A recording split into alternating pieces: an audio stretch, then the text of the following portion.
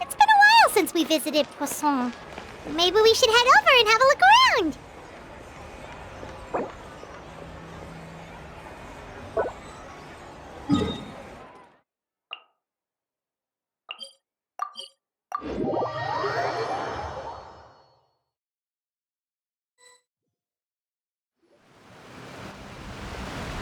Hey, traveler. Paimon. Oh, Paimon knows that voice! Over here.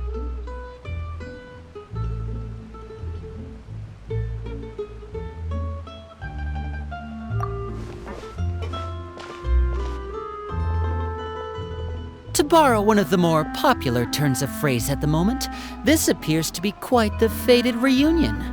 Running into you two out of the blue like this has really made my day. I certainly wasn't expecting it. You can say that again. What brings you to Poisson?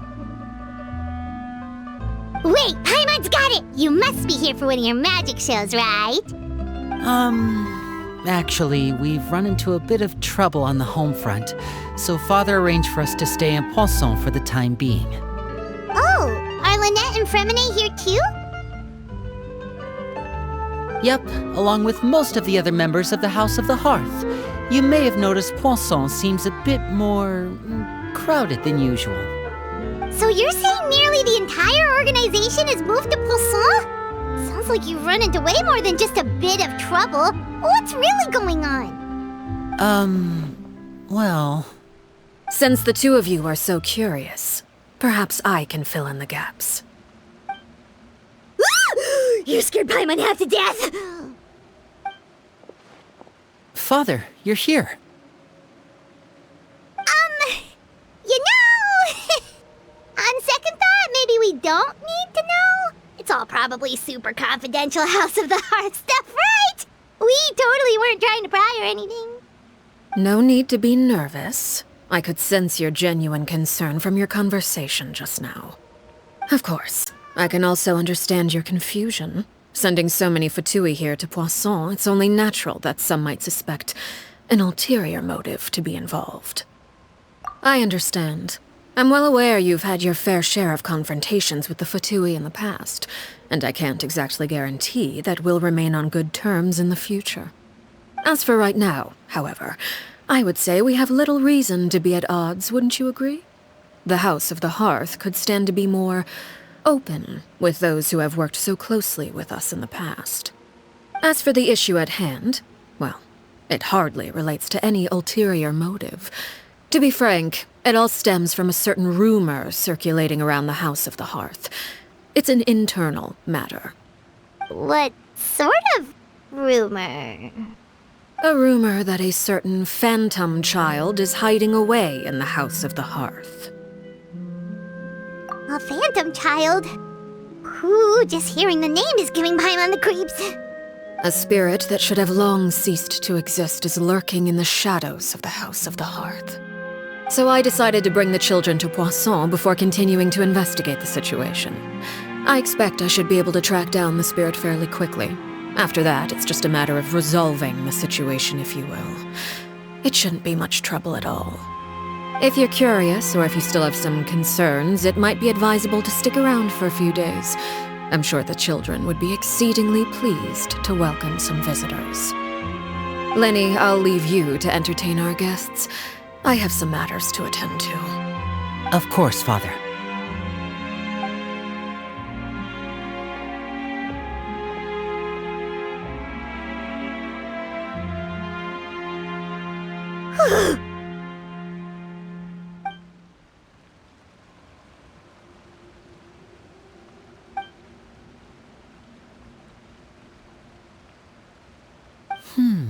It has long been a dream of mine to invite you to our home and introduce you to my other siblings. You're quite well known in the organization already. A lot of people have been talking about you, especially after everything with the prophecy. If you're willing, why don't you stay a while and have a little chat with us? Alright. We don't have anything else to do right now anyway. But let's be clear, we're just gonna be there as guests, okay? Don't get any funny. Oh, wait a second. For your guests, that probably means we'll be treated to lots of yummy food, right? Of course. During our stay in Poisson, we've been helping out the locals with some fishing. We bring in quite the bounty every day. In fact, today is the perfect chance for me to show you what I can do in the kitchen. Let's go. I'll take you to where we're staying.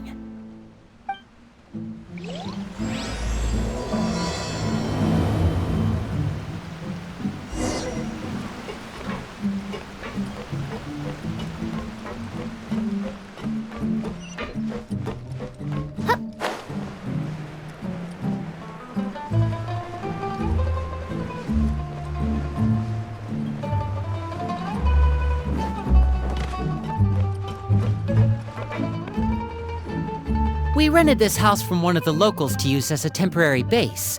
I'll come back later and tidy up a bit. After that, it should be all ready for you to stay in tonight. Awesome, thanks! So, where are we off to now? Well, when I happened to run into you two earlier, I was actually in the middle of distributing some supplies. With this many people staying in Poisson, we have to bring in outside supplies every now and then. I should probably make sure the rest of these provisions get delivered. Otherwise, people might start to get antsy. Okay, we'll come with! There are all sorts of rumors about your organization floating around out there. Paimon's not sure if she could even take a wild guess as to what's true and what's not. But now that we finally have the chance to see a day in the life of the house, we can take a good look at how you operate! Well, you're more than welcome to come along. Just follow me.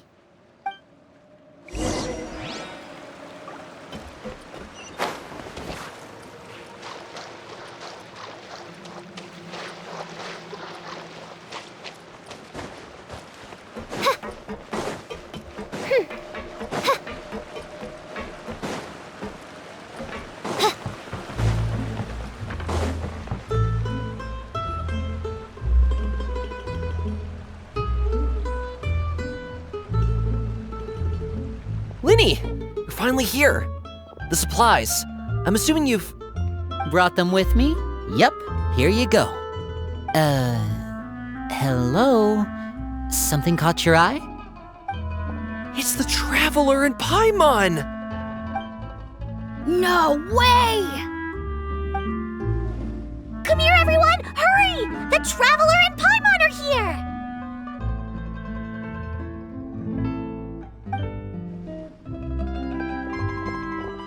One at a time, please. Don't crowd around them all at once. We don't want to scare off our guests now, do we? Oh, it's all right! Gotta say, Paimon didn't realize we were this famous. Of course! Father and Linny have told us so much about you. Father told us about how you helped Linny. According to her, you're a trustworthy friend. And as far as she's concerned, that's pretty much the highest compliment we've ever heard her give. As you can imagine, everyone's been very curious about you. I heard the Traveler is so strong that he can move a mountain with his bare hands. I heard Paimon eats so much that she can clean out the entire pantry at Hotel Tabor in just 3 days. Wait a second! That's the rumor you heard about Paimon? Oh, not cool at all! Oh, wait. When guests visit, you're supposed to give them gifts and stuff, right? Oh, we don't need something like that. Besides, we don't have anything to give to you. Come on, we insist. I can give you some of my new potions. Just pick your poison. And by that, I mean medicine or actual poison. I've got both. Huh? Or maybe Shaplo can teach you guys about stealth. He's super good at it. He's never been caught. Ah, now that's not a bad idea. I know you usually prefer to fight head-on, but it never hurts to expand your bag of tricks, right? When it comes to eliminating your enemies, staying quiet can go a long way. Trust me, I would know. I was poisoned not too long ago, and I'm still dealing with the after effects.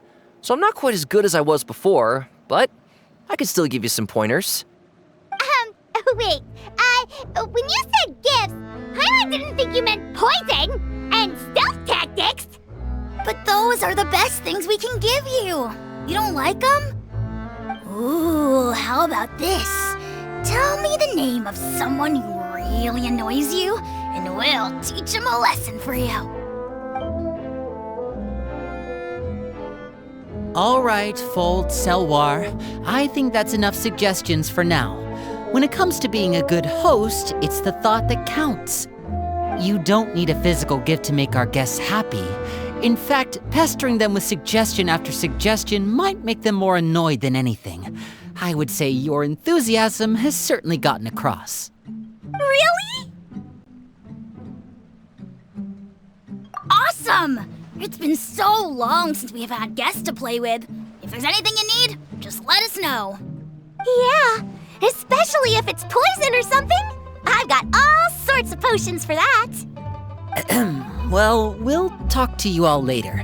We've still got supplies to distribute. All right, see you later.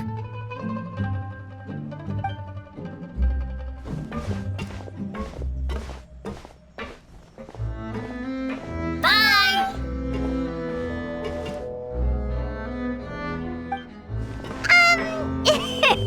Lenny, about all that poison and stealth tactics talk just now. Scared you, did it? That kind of talk comes with being part of the House of the Hearth. When Foltz was really young, he strangled all of his family pets, just out of curiosity. He was labeled a dangerous problem child and was abandoned by his family. Elwar has an unnatural obsession with potions. Father has forbidden her from trying all the different concoctions she comes up with, but she still tries to test them in secret. You really have to keep an eye on that one. Chaplot is around my age. While I'm mainly responsible for collecting intelligence, he handles surveillance. He's very passionate about his work and has no reservations about taking on some very difficult missions. I know you two probably aren't used to that kind of talk, but I can promise you they only had the best of intentions. Things like stealth tactics and developing different poisons, they really mean a lot to them. They were just trying to share the best of what they could offer, that's all.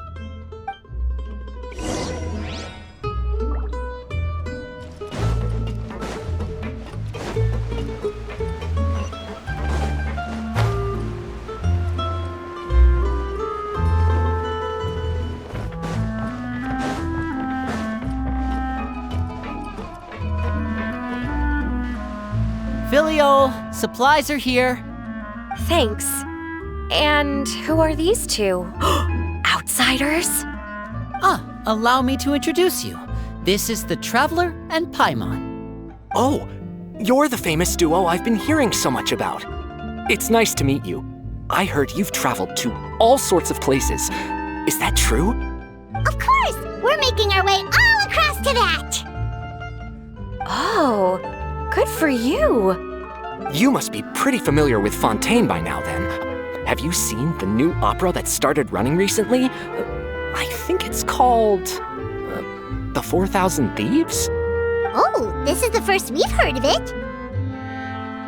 It seems like it's going to be fantastic. From what I've been able to tell from the posters, anyway.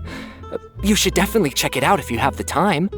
Oh, and there's The Blind Maiden, too. That one is supposed to have audience interaction. Seems pretty interesting. After this mission is over, I think I'll go get a manicure. Oh, maybe I should dye my hair.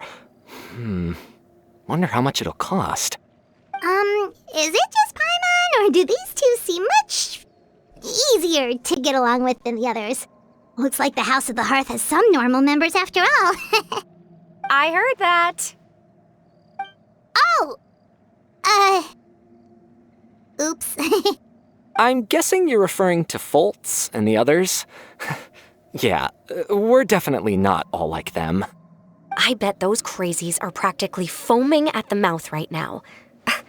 I'm sure they just can't wait to get back to Snezhnaya to carry out the plan. That's enough, Filial. Don't talk about family members behind their back, right? Whatever. Let's go. Guess this is goodbye then.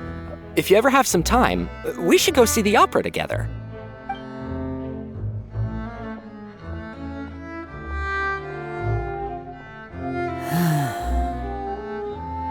Well, that's it for the supplies. We should probably head back as well.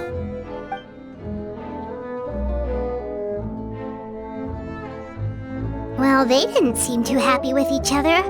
Seems like there could be something more going on here. You're right. We're only here as guests after all. Oh, Linny's getting super far ahead. Come on, let's catch up.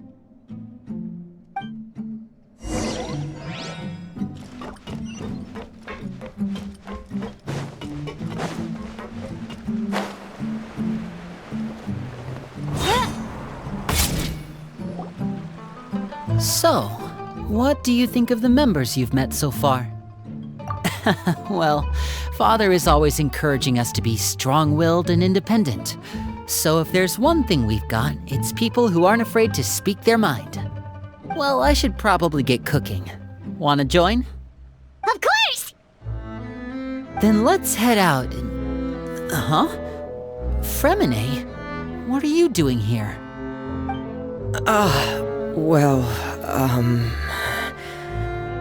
Fremine, nice to see you again! You too. I heard you're here as guests of House of the Hearth. Welcome. We were just going to make some food. Why don't you come along? I could use some help in the kitchen, and I seem to remember you mentioning you wanted to make seafood soup for the traveler in Paimon. Seafood soup? Oh, Paimon's drooling already. Were you looking for something just now, Fremine? Maybe I can help. It's nothing.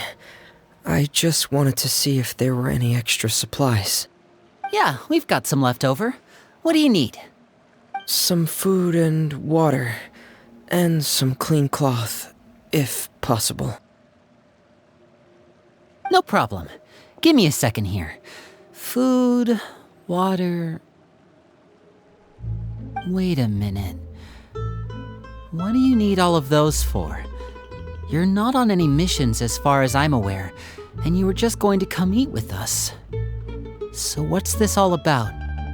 I thought I'd grab an extra portion because I get hungry at night.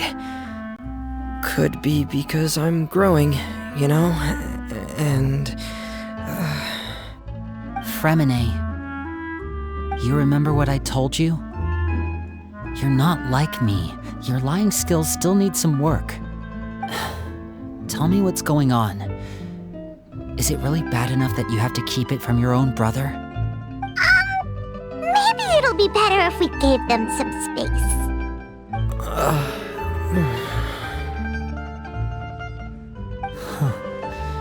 This is the first time I've seen that kind of look on your face.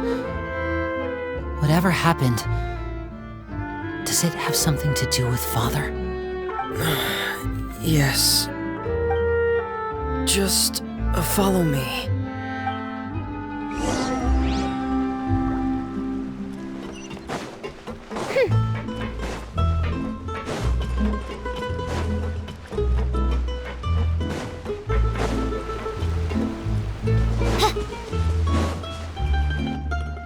You're back! Oh, and you've brought some friends with you this time. Hello, my name's Linny. I grew up in the House of the Hearth. And you are? Hi, Linny. I'm also a child of the House of the Hearth, just like you. You can call me Clairvy. Clairvy? It's nice to meet you. Does that name ring any bells, Linny? No, not at all. That's not a name we have on our roster, I'm sure of it. What I'm not sure of, though, is how she managed to sneak in. She must be the phantom child Father's been searching for. From the looks of it, I'm guessing you were the one that found her, Fremine. You, haven't told Father, have you? No, I haven't told anyone. I've just been keeping her hidden. For how long? About half a month now. So ever since we got to Poisson, then, do you have any idea what you're doing? I know what I'm doing. Really? Because from where I'm standing, it looks like you're hiding the very person Father has been trying to find. If Father finds out about this, everyone involved is going to be punished. You know the rules of the House, Fremine. I know you do. Father doesn't tolerate any form of betrayal. So why are you doing this? I've thought it through, and I just can't hand her over like that. Linny, don't you remember last year? Chaplot nearly died after getting poisoned during that one mission. He wasn't able to get back before the poison started taking effect, and not a single person was there to help him. That night, while I was sleeping, I heard a voice telling me to go save him. I opened my eyes, but I couldn't find the source of the voice. I thought maybe I was just hearing things, but I went to look for him anyway. Luckily, I got there with enough time to save his life. That feeling of being haunted, of hearing voices, it's happened many times in the House of the Hearth. I'm sure you've noticed. So what you're saying is, that was her? She was the one who spoke to you that night? Unless there are other spirits roaming around the House of the Hearth, I don't think there's any other possibility. If Clairvy were our enemy, it wouldn't matter whether she was a spirit or an actual child. I would have acted without a second thought, because that's what Father ordered us to do. But she's been living with us, helping us from the shadows all this time. I think that makes her family. I couldn't just hand her over to be dealt with. Not when there's so much we still don't know. So what's your plan then? You can't keep her here forever. Someone is bound to find out eventually. I haven't thought that far yet. I don't want to disobey an order from Father, but I also don't want to put Clairvy in danger. Come with me. There are a couple things I'd like to say to you in private.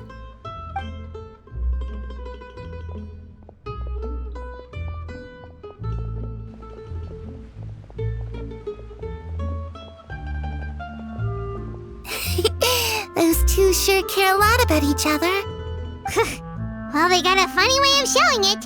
From where Paimon was floating, it sure seemed like they were about to bite each other's heads off. No way! They have a really deep bond. I could tell right away, because I also have a friend like that. I just don't know how long that kind of bond can last. The darkness in the house runs deeper than you can imagine. No one can get out alive. I'm sorry, Linny. I really didn't mean to drag anyone else into this. Oh really? You didn't mean to? 'Cause I for one wish you did. Huh? What do you mean? You know, when we were younger, you didn't call me Linny. You called me brother, just like Lynette. We grew up together, the three of us. We were all orphans, all rescued by Father. Of all the siblings in the House of the Hearth, I think our bond was the closest. Later on, when you started calling me Linny, I wasn't actually surprised. After all, Lynette and I are related by blood. We've had to depend on each other to survive long before we joined the house. Linny, The darkest and most difficult moments of my life happened before you and I had ever met. I'm sure that's true for you as well. Even so, Fremine, we've stood by each other for all these years now, and to me, that means more than blood. You and Lynette are the most important people in my life. No one can replace you. So I won't let you face anything alone.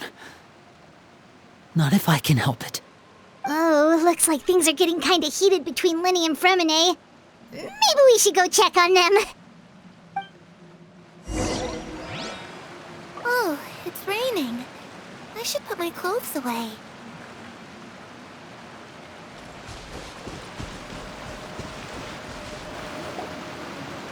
Hey, you two! Hope we aren't interrupting anything. Like a fight, or... Oh, wait a minute, Fremine. You're not crying, are you? Is everything all right? Everything's fine. Thanks for asking. Well, we're all friends here, right? We've been through so much together, so if there's anything we can do to help, just say the word. It's just a small family dispute. It's not something our guests should trouble themselves with.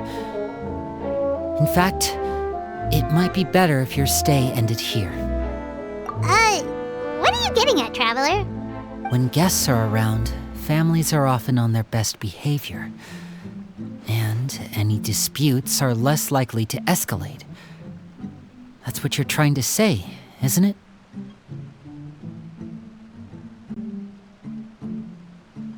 I just... Thank you. I was really hoping to keep you out of it. But even if I could think of some other reason to turn you away, I'm not sure I could convince you. I know things could turn dangerous, so I promise you this. From now on, I'll protect you like my life depends on it. Me too. Well, back to the matter at hand then. If we don't plan on handing Clarevy over to Father, then our only other option is to solve the mystery of her identity before Father is able to track her down. That means finding out where she came from and what she's doing here. Then we can send her on her merry way and pretend like none of this ever happened. I've tried that already. And? And... nothing. I tried taking her somewhere really far away, but... after some time, she just reappeared. She even came with us all the way to Poisson. It seems like wherever the house is, she follows. I don't know much about spirits. Do you two have any ideas? Let's see here. Paimon remembers hearing something like, if you fulfill a spirit's last wish before they died, they'll let go of whatever's keeping them here and return to the ley lines. Oh, it's just that Paimon doesn't really remember where she heard that, so it's not guaranteed to work or anything. Well, sounds like it's worth a shot. Guess that means we should go ask her about her wish. But first, Fremine, I need you to promise me something. What is it? I need you to promise me that this will stay between the two of us. We're the masterminds behind this whole thing. No one else gets involved. Can you do that for me? Of course. I promise. All right. Then let's seal the promise just like when we were kids. Fist bump on 3. Ready? 1, 2, 3. I swear.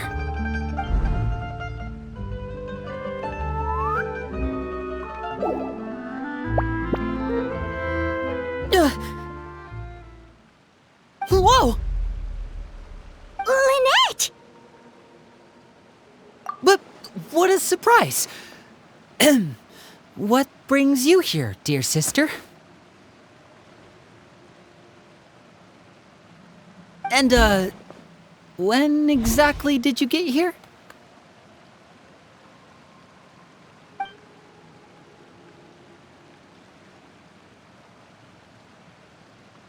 You're an idiot, brother. And you too, Fremine.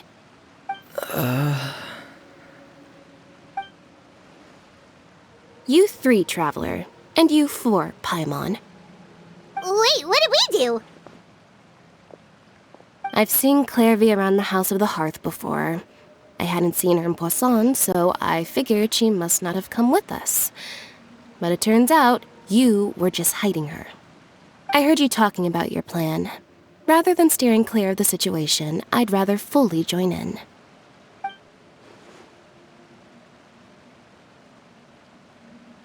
If you don't agree, I'll have no choice but to report everything back to Father. Simple as that. You're not giving us much wiggle room here, Lynette. Well, I guess we're all in this together then.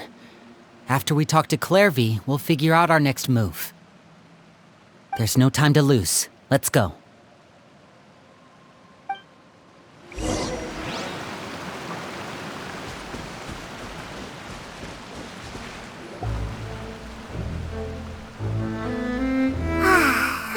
Oh, thank you for bringing me this food, you guys. She said she's full, but the food doesn't look like it's even been touched. That's right. Based on what I've been able to observe, it doesn't seem like Clairvy can interact with the physical world at all. Still, when she's presented with food, she'll always linger around it for a good little while.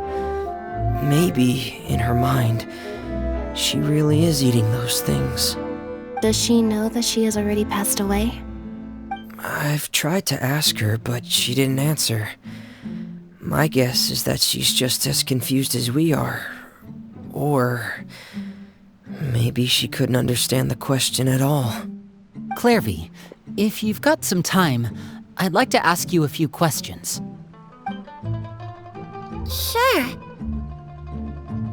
Oh, another new friend. Hi, I'm Clairvy. Hello. Clairvy, how did you join the House of the Hearth? Huh? Isn't it the same for everybody? The Knave brings you here and then you can't leave. It's just that your name, it's not on the roster. And I've never seen you before. The roster? Oh, I get it now. I think there might be some things you don't know about this place. The people in charge, they're not as nice as they look. They say they keep a roster, but it's not complete. There are a lot of people who aren't on it, and never will be. In this house, some people are family, and other people are just test subjects. Those kinds of people aren't ever going to get a place on the roster, unless it's the roster of people who've been executed. Wait, does that mean the Knave... She... Is there anyone that can vouch for you? Perry, she's my best friend. She's the only one I trust in this place. Have either of you heard of that name before? No. Me neither. Clairvy, Perry. Neither of those names are on the roster. But it seems like she's telling the truth. Either that, or this kid's already got a bag of tricks bigger than mine. Maybe we should try a different approach. Clairvy, do you have a wish? A wish? It can be anything you want. Just imagine. It's your birthday, you're blowing out the candles, and your wish is...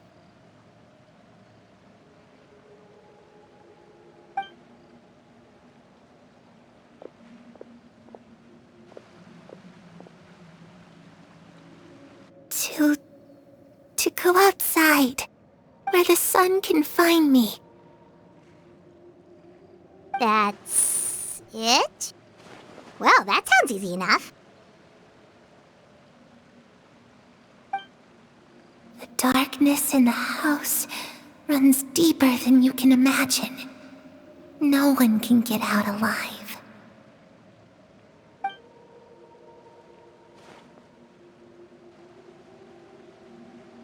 Okay, time to divide and conquer. Listen up, I've got a plan. I'll try and find a way to use basic illusory magic to take Clairvy outside and bring her somewhere with sunlight. Lynette, try and find the list of executions that Clairvy was talking about and see if her name is on it. Fremine, you stay in Poisson. We can't be the only ones who've had run-ins with Clairvy. I need you to collect intel on everything she's said and done. Understood. I'll try my best. What about us? What should we do? I really appreciate your willingness to help, but this is a family matter. I don't want to drag you in too deep. It's too risky. Let me think. Since Father considers you to be guests, maybe you could stick by her side for a little while. You don't need to do anything except keep up some nice, casual conversation. Ah, Paimon gets it. You want us to distract her. I'll give you a magic bird. If Father suspects something, all you need to do is release it when she's not looking, and it'll alert me that something's wrong. Of course, that's only as a last resort. If Father doesn't seem to notice us, there's no need to make contact. We'll reconvene here tonight after all's said and done. If the worst-case scenario happens and we're discovered, just tell Father everything. We're not going to let our guests get punished for our own actions. That's where we draw the line. You too. Okay, this is where we part. Father should be at the beach nearby.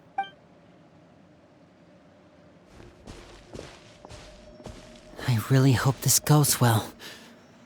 No, it has to go well. That's the only way this can get resolved.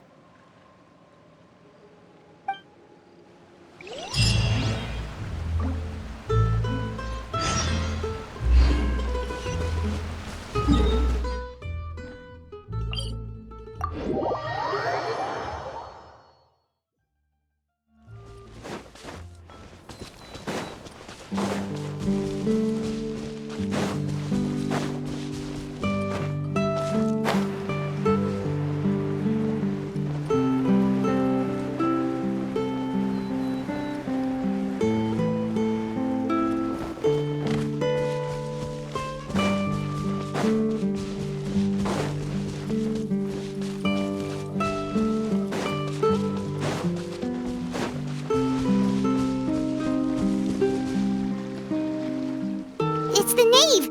And... child! Hey, aren't you supposed to be in Snezhnaya recuperating? What are you still doing in Fontaine? Oh, it's you two. I didn't expect to run into you here. I was unconscious for quite a while after the fight in the Primordial Sea. After I woke up, I realized I was being taken back to Snezhnaya, and well, I couldn't have that now, could I? Not when I've still got unfinished business here in Fontaine. So, I mustered up all my strength and made the journey back on my own. What sort of unfinished business are we talking here? It has to do with Skirk, my master. I really wanted to meet up with her, but by the time I got back, she had already left. I still have so many questions for her. Without any other leads, all I could do was ask the Knave to help me track her down. She must have left behind some traces from her time in Fontaine. Oh, okay, so have you found any clues? Unfortunately, no. While the House of the Hearth is adept at collecting all manner of intelligence, certain existences can still manage to escape our purview. Basically, unless Master feels there's a need to meet with me, she's not going to be found. But that problem has an easy fix. I just need to become stronger, and then... Paimon thinks you should focus on getting better first. The worst of it is over. It's all thanks to that one kid from the House of the Hearth. Elwar, I think her name was. She gave me a bunch of random potions to drink. They didn't go down easy, let me tell you. Pain and chills all over. But they really did help speed up my recovery. And that's good, because it looks like I really do have to head back this time. The old man's been putting the pressure on me. He sent someone to tell me I'm needed for some sort of project. Project Stuja? Yeah, that's the one. I heard Regrader's involved too. I'm not looking forward to having to listen to all his monologuing, that's for sure. Hey, maybe you could think of a way for me to stay in Fontaine for a little longer. Helping Linny and the others brush up on their fighting skills would be far more interesting. If you and I could spar, that would be even better. I've been waiting for a chance to see you go all out. And what a sweet little daydream that is. But I also have a role to play in all this. I'll be leaving Fontaine shortly as well. Besides, considering how little they see fit to step outside the homeland, being called on to return to Snezhnaya by such illustrious dignitaries, what a great honor. Wouldn't you agree? One I could do without, I'd say. Is it just Paimon? Or does it kind of seem like they're... So, dear guests of the House of the Hearth, to what do I owe the visit? Well, we just... we're super close to Linny and the others, but we still don't know much about you. Is that so? Introductions have already been made, have they not? Oh, well, you see, there's only so much you can learn about someone from a short introduction. At least tell us something a little extra, like, why do you call yourself father? Huh, good question. I'd also like to know. The fact that you have to ask tells me our intelligence work has been quite successful. Telling you the answer to that question would only serve to undermine that success. And we can't have that, now can we? Spoken like a true diplomat. That was some expert sidestepping right there. Well, if there's nothing else, I think I'll take my leave. I still have a small matter to resolve at home. Wait, don't go!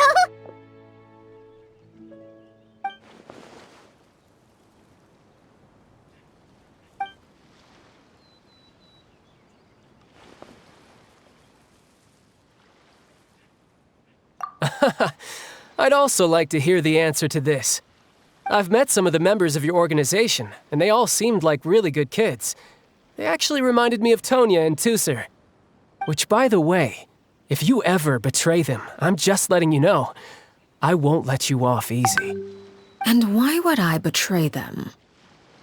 Well, you've already betrayed the House of the Hearth once, haven't you?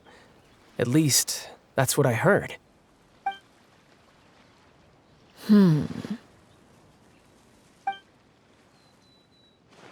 Okay, I admit.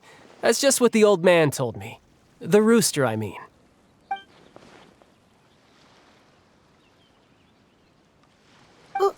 Wait, did you really do something bad to those kids? Never mind what I've done. I'm more curious as to what the mighty rooster had to say. Care to enlighten me? Well, nothing much. Just some stuff about you taking out many other members of the House of the Hearth, and even going so far to attack your own family. I see. Based on your reaction, I'm guessing it's all a bunch of lies. Hardly.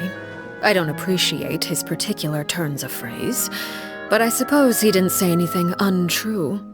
Although, it would be more accurate to say that there is a certain level of prejudice involved, but I don't intend to clear that up just yet. Prejudice has a funny way of concealing the real truth behind certain things, an attribute that I find to be quite advantageous. Call yourself a Fontanian, for example, and people will assume all sorts of things, when the real truth is that this is simply the land where I was raised. Huh? You're not actually from Fontaine? But then why did you try to help out with the prophecy and everything? I was trying to protect the children born in Fontaine. Claiming that I myself was a Fontanian simply made it easier to operate. People would hardly suspect a fellow Fontanian of having any ulterior motives. Who wouldn't want to save their homeland after all? The primordial sea wouldn't have any effect on me, but it would have caused great harm to the House of the Hearth. Well, you wanted extra information, didn't you? There you go. I hope that satisfied your curiosity.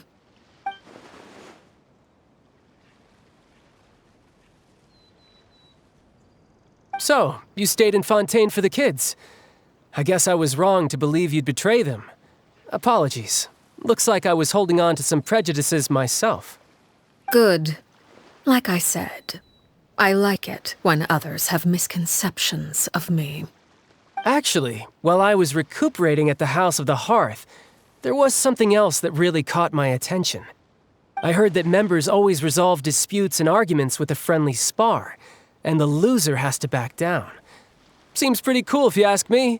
Would also give them plenty of opportunities to hone their skills. Well, that's only a recent development. In the past, such spars weren't nearly so friendly.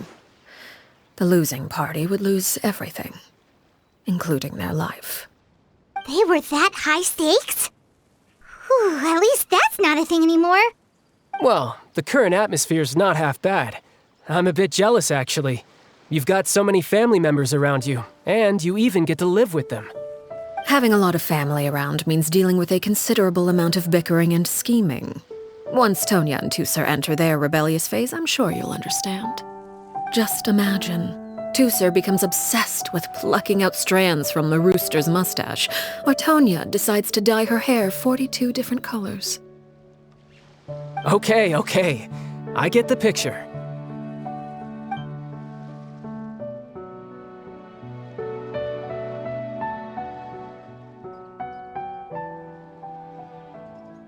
Well, would you look at the time? I should probably get going. Traveler, Paimon, I'm not sure where our paths will cross next, but the next time we run into each other, we should definitely try and find some time to spar. Again, maybe this is a conversation we can have when you look less like you're gonna keel over. All right. Well, thanks for everything, Arlechino.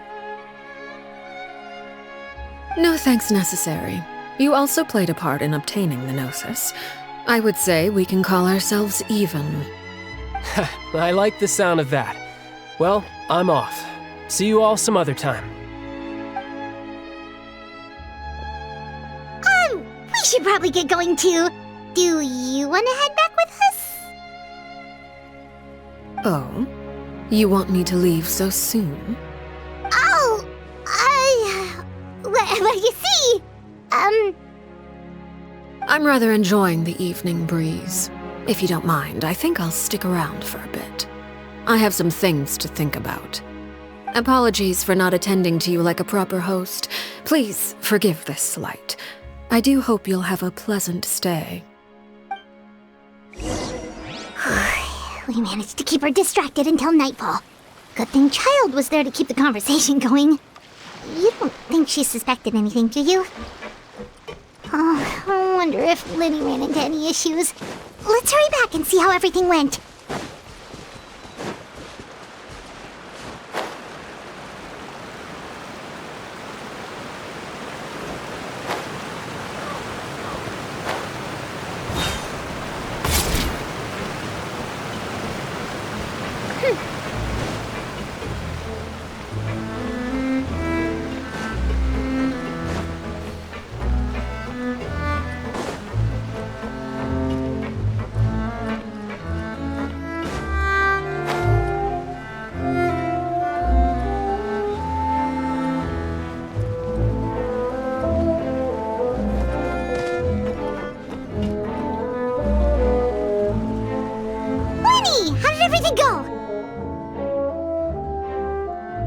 Well, long story short, we ran into a small issue.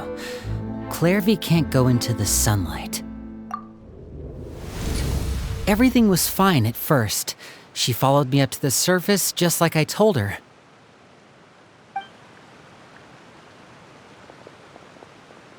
But as I led her out of the shadows and into the sunlight, she vanished.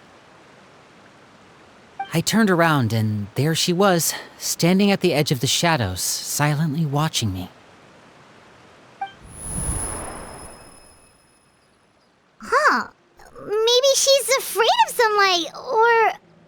No, it wouldn't be her wish if that were the case. Well, we could always try pushing her into it. Oh, true. I've pretty much tried it all already. Nothing worked. Eventually, the sun went down, so all I could do was bring her back here. How did it go with you, Lynette? Good. I've got the list. It's right here. Really? Well, what are we waiting for? Let's take a look!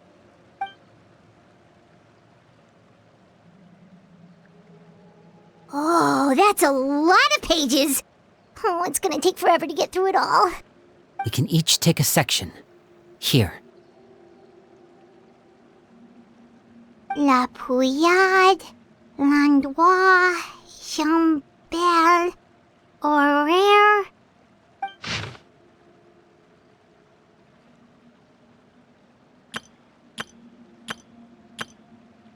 Oh, yikes. That Horaire guy has a huge scar on his face. He's kinda giving Paimon the creeps. I've met him before. The scar is from an injury he received during a mission. I still remember him joking with me about it.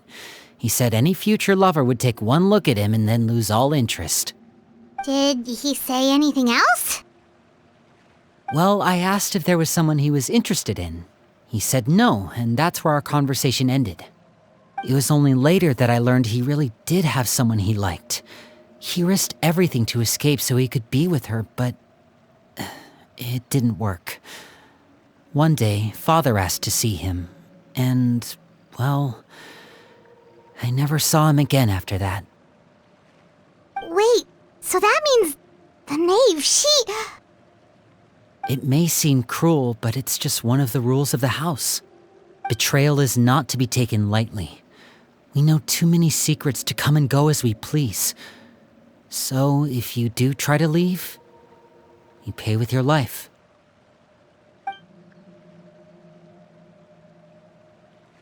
Her name's not here, huh? Well, that's not too surprising. It doesn't seem like this list is complete. It only contains records dating back around 5 years. Let's shift our attention then. Fremine, were you able to find anything out?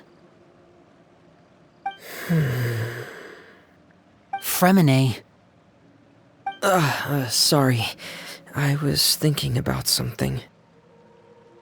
I managed to talk to quite a few people, but I couldn't help but notice that the atmosphere in the house was a little strange.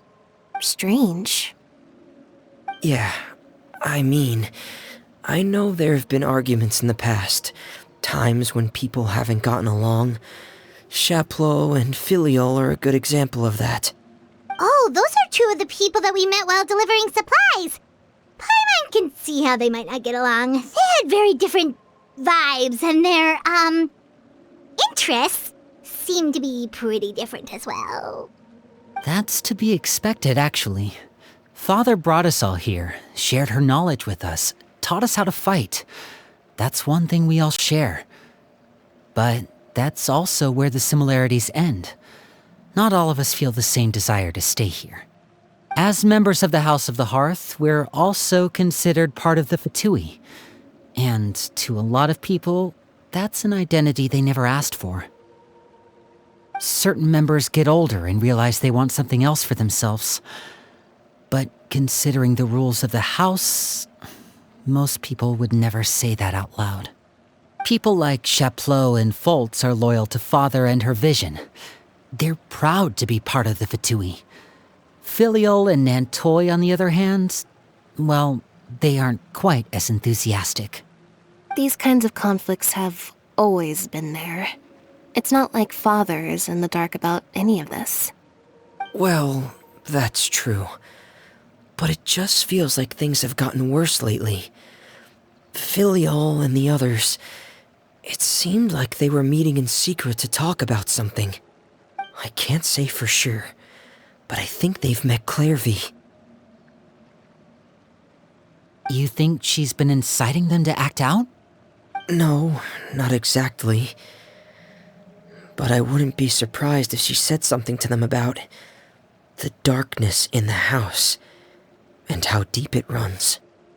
She's told me about it before. Experiments being run on children. People being used as pawns on the battlefield without so much as the strength to survive. And they just believed all that? Without any evidence? Clairvy's words probably gave them the excuse they were looking for. Whether they actually believe them to be true is secondary. This is all because of Project Stuja, isn't it? Whoa. Hold on a second. What's this Project Stuja all about, huh? This is the second time it's come up now. Sorry, but I'm not sure of the details either. I only know what Father has told us, which is that it's something the Rooster and Regrader have been working on together. Apparently, it has to do with the Fatui's strategic plan for the future. Because the House of the Hearth was so successful in obtaining the Gnosis, we now have the honor of playing a key role in Project Stuja. Wait, but isn't that a good thing? Key role is just another way of saying dangerous role. To us, the whole thing is an inconvenience. Father thinks so too, but she's in no position to refuse. Their plan isn't exactly unreasonable, and they've been funneling the house a lot of funding. It's just that we'll lose a lot of members in the process. Participating in the plan, it's an honor in name only. What they're really trying to do is subdue us. The existence of an intelligence organization outside their control makes them feel uneasy.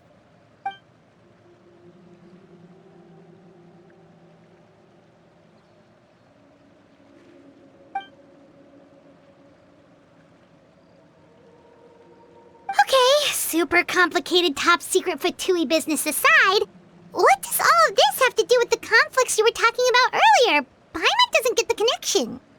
External pressure has a way of exacerbating internal strife. You can't overlook the power of fear either. People are afraid of dying, and that fear is often the impetus for a lot of stupid decisions. I thought resolving the Clairvy situation would make everything go back to normal. But it looks like things are more complicated than I thought. If we leave Filiol and the others to their own devices, sooner or later, Father will be forced to take action. We can only focus on one situation at a time, brother. You're right. Even if we confront Filiol and the others, it won't do any good. It might even make matters worse. We should focus on Clairvy for now. Well, it's getting late. We should head back and get some rest. We'll try again first thing tomorrow. Lynette, you stick with me this time. Fremine, keep a close eye on Filiol and the others. Make sure they don't do anything they'll regret. Good work today, everyone. Have a good night, and I'll see you tomorrow.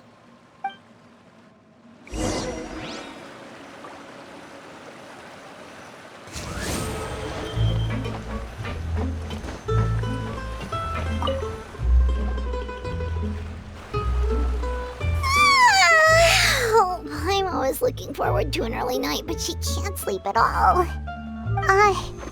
Hey, you don't think the Knave will be too angry with Linny and everyone if she finds out about all this, do you? She's even scary when she smiles. If she were to actually get angry... Ooh, you have to protect Paimon if that happens, okay, Traveler?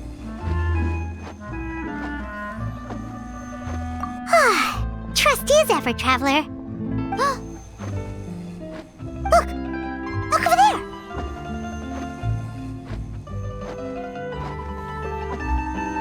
Quick, let's catch up with her before anyone sees!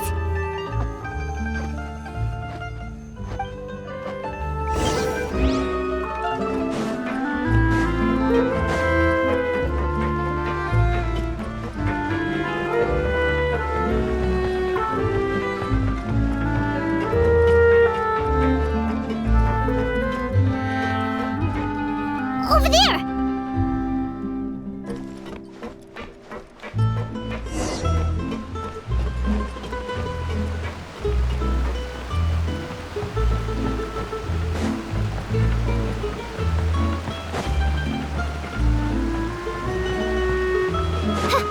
Oh, where is she going? Oh, if someone sees her, we're toast!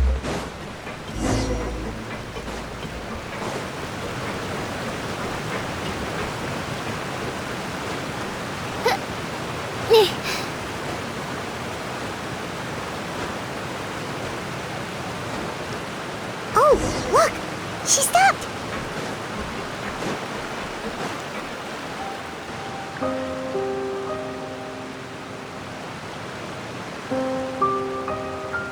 Clairvy! Shh. I opened the window while no one was looking. Look how pretty the outside is.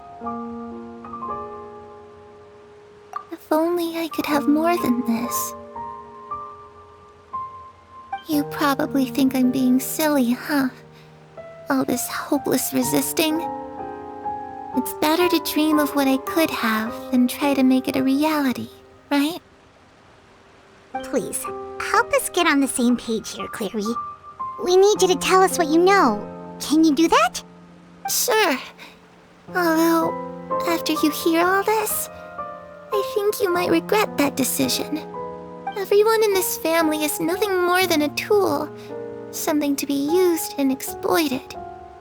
We're all expendable, including me. As long as you're useful, you get to stick around. Lose your value, and you're handed over to the doctor, experimented on, and given a fate worse than death. I've seen it happen again and again, and I've had enough. You're saying the Knave did all that? It's just, that doesn't seem like something she would do. She's scary and all, but it seems like even she has lines she wouldn't cross. I knew you wouldn't believe me. Everyone thinks she's a good person. They all think of her like a real mother. Mother? But she doesn't deserve that title. She's disgraced it and tarnished it. And if I had things my way, I'd never see her again. If only Perry were here, she'd understand. Perry. There's that name again. Also, Paimon's getting a strange feeling. It almost feels like she's not really here with us. Paimon can't tell if she's actually talking to us or if she's mistaken us for someone else. Well, in any case, it seems like she really needs someone to talk to. We should keep her company for a little longer. She looks so young. But it seems like she's been through a lot. It's getting windy. I should close the window. Ooh, look at the moon. Isn't it pretty? Hey, wanna hear a secret? I heard that if you look up at the night sky in Snezhnaya, you can see the aurora. It's supposed to be super pretty. Even prettier than the moon tonight. Perry and I promised each other that once we're older, we're gonna go see it together. But I can't find her. I'm worried she's also been... No, that wouldn't happen to her. She's special. Mother likes her a lot. I should really go talk to Mother, but we just fought. She doesn't want to see me, and I'm too scared to face her. What should I do?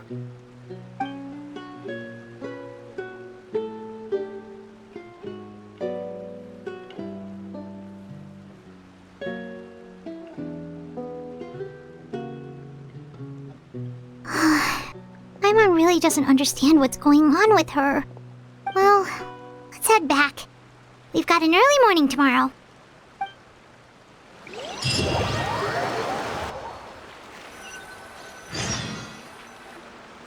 All right, looks like we're all here.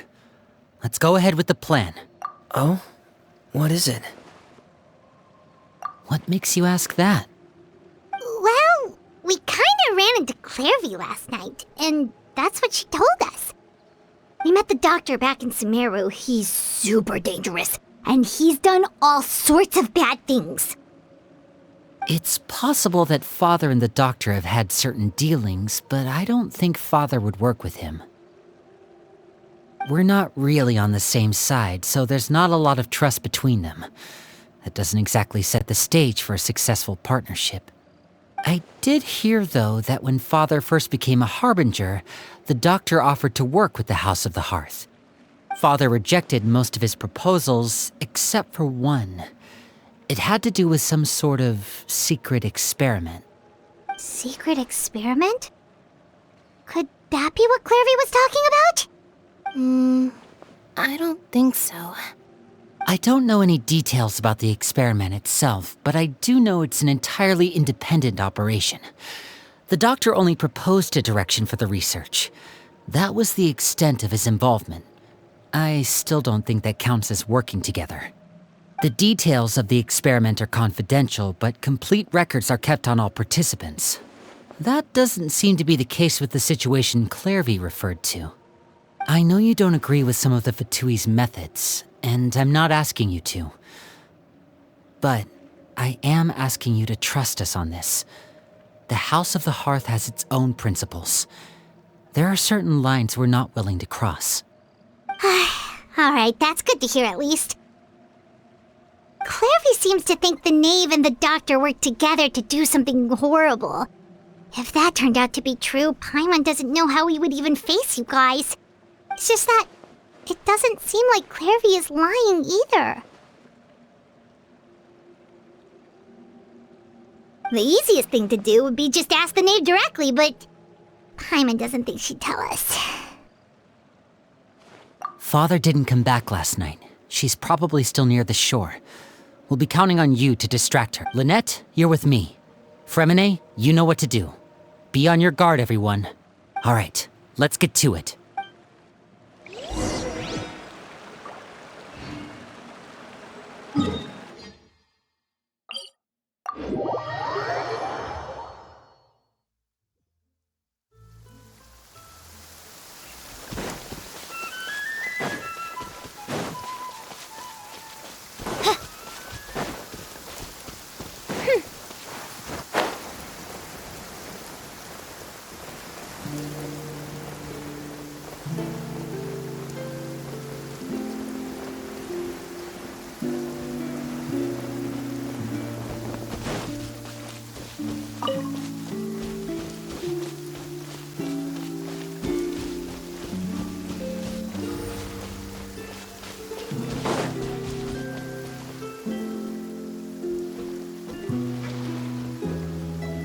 Ah, it's you two again. I must say, you look a bit pale. Did you have trouble sleeping last night? A little. Perhaps if you had less on your mind, you'd be able to absolve yourself of such troubles. So what are you planning to do now? Catch up on some sleep? Or should I give you some time to rack your brain for a topic to discuss before I ask any questions? Although I must profess to being curious. Without child here, how do you plan on distracting me? Us? Distract you? A good one. But no, we were just here for a chat. Looks like you could have used some extra time to think. No matter. If you don't have any other plans, why don't you accompany me somewhere? Don't worry. I'll be sure to steer clear of any scheming children. The ocean breeze is sure nice today. Children always think they can hide things from the grown-ups. But nothing gets past me. Least of all a little scheming. I think I'll let them have at it for a little longer. I can be very patient. Well, I'll leave you to think things over. If you're so inclined, meet me outside the Palais Mermonia. Good things come to children who do as they're told. So I do hope you decide to tag along. If only for your friends' sakes. What should we do? She clearly knows about everything we've been doing, and Paimon doesn't think it'd be a stretch to say she was threatening us just now.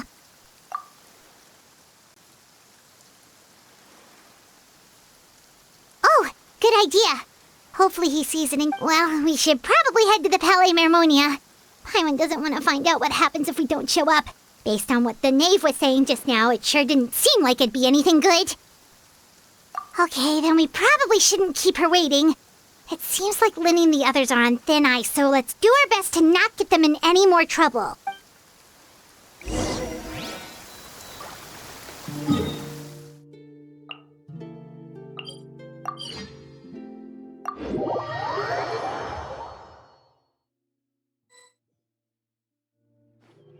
Seeing as we still have some time before my meeting, we might as well enjoy some pleasant conversation while we wait. I'm glad to see you get along with my children. Being surrounded by good companions is necessary for a child's development. You're not planning on doing anything to them, are you? I assume you're referring to Lenny, Lynette, and Fremine. Although, there's that situation with Filial and Nentoy as well. It appears quite a few people have been acting out lately. No matter. I'm not one to discriminate. All those who betray the house meet the same fate. There are no exceptions. Does that mean you're going to kill them? Oh, are you here to beg for their lives? I'm sorry to disappoint, but the rules of the house change for no one. In my organization, everyone is responsible for their own actions. But don't you care about them at all? They really respect you. They even call you father. You must feel something for them. Any organization in which feelings come before principles is one destined for ruin. The House of the Hearth is hardly an exception. You could say our principles are more stringent than most. Perhaps I can offer you this consolation at least. As our guests, you two will not be held accountable along with them. I would imagine Linny, Lynette, and Fremine will be able to keep their lives. As for Filion and Toy and the others, I'm afraid there's little I can do. They can try to escape, but once you know our secrets, there's no getting out alive. But that's awful. Ah, you seem concerned. Out of consideration for my guests, I suppose I could turn a blind eye for a little longer. If Linny and the others manage to dispose of Clairvy in the meantime, all evidence of their wrongdoing will be lost. In that case, I could hardly punish them for something I couldn't prove. If their efforts are unsuccessful, on the other hand, all will be held accountable, and the punishment will be severe. Of course. Oh, and here, I believe this belongs to you. Do try and keep better track of it next time. It takes a considerable amount of time to train a bird like this. It would be such a pity if you were to lose it permanently. Wait, where did you get that? Well, I'm afraid that's all the time we have to chat. Now, for the matter at hand. I asked you to meet me here because I have business at the Palais Mermonia.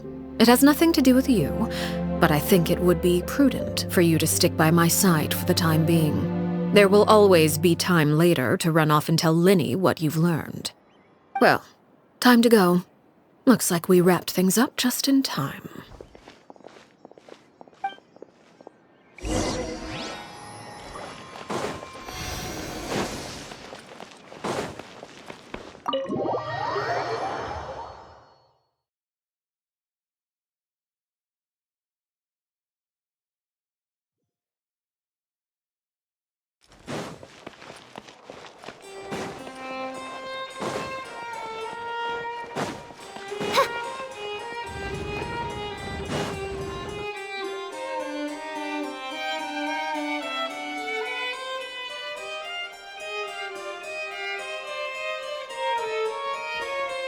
It's been a while, Monsieur Neuvillette.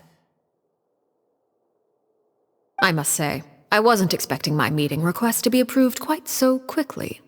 The Palais Mermonia operates with an efficiency worthy of admiration. It is only right that an esteemed diplomat such as yourself should be afforded the proper level of respect. Although, if I may speak plainly, I must confess that I did not anticipate we would have the occasion to meet again after presenting you with the Gnosis. I see you've brought the Traveler and Paimon with you as well. If I may inquire as to the purpose of your visit. I'll be departing Fontaine shortly. There is, however, an outstanding matter that I would like to see resolved before I go. It requires a rather lengthy explanation, I'm afraid. So I took the liberty of explaining everything in this proposal. Please review it at your leisure, Monsieur Neuvillette.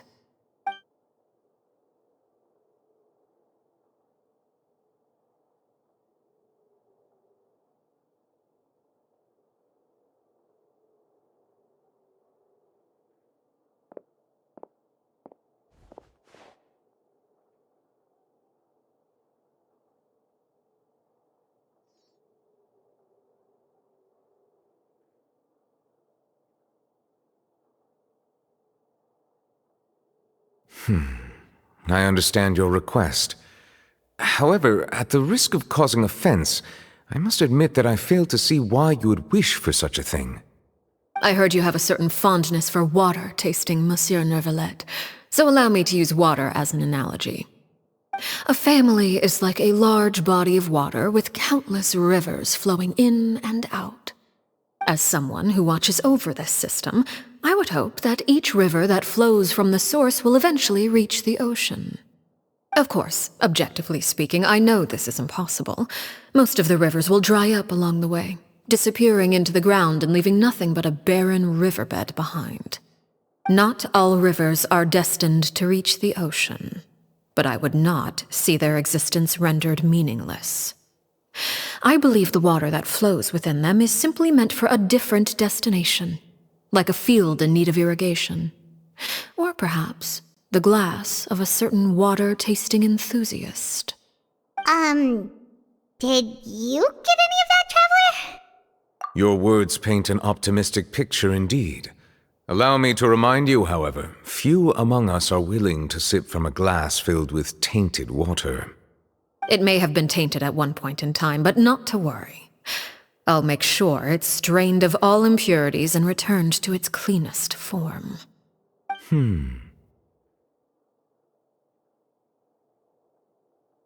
I seem to recall there being a transactional aspect to your proposal. Perhaps you could expound on that?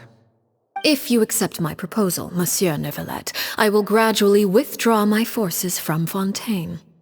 And, unless absolutely necessary, I will no longer carry out any special missions within Fontaine. I presume I can take your words to mean that, in the future, cases similar to the Tartuffe assassination will cease to cross my desk? Tartuffe? Ah, that thief who embezzled funds from all those charities, you mean? My deepest condolences to his family, but without any evidence, I cannot imagine how the House of the Hearth might have been involved in his passing. Of course, if you accept my proposal, Monsieur Neuvillette, I'm sure certain measures could be taken to reduce the frequency of such troubles. You choose your words carefully indeed. In that case, I am inclined to accept your proposal. My thanks for your generosity, Monsieur Neuvillette. Well, with that settled, we should be going now. I took the liberty of bringing along 2 bottles of spring water from Snezhnaya for you to enjoy. I do hope I get the chance to hear your impressions. Perhaps at our next meeting? Yes? Indeed. I trust you would not overlook your commitment in the meantime. All right, Traveler Paimon. Time to go.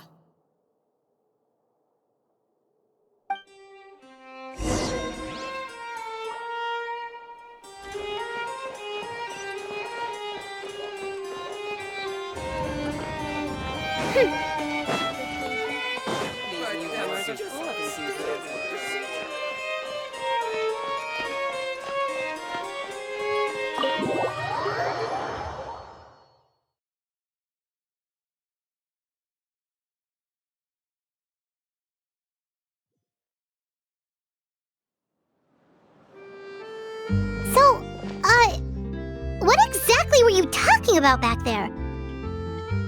Paimon only heard you mention some rivers, a large body of water, and then some kind of irrigation scheme. You really want to know? I would imagine there might be more pressing concerns at the moment. Winnie, Paimon really hopes everything's going okay. Oh, Paimon recognizes that look. You've got your ticket cap on, don't you, Traveler?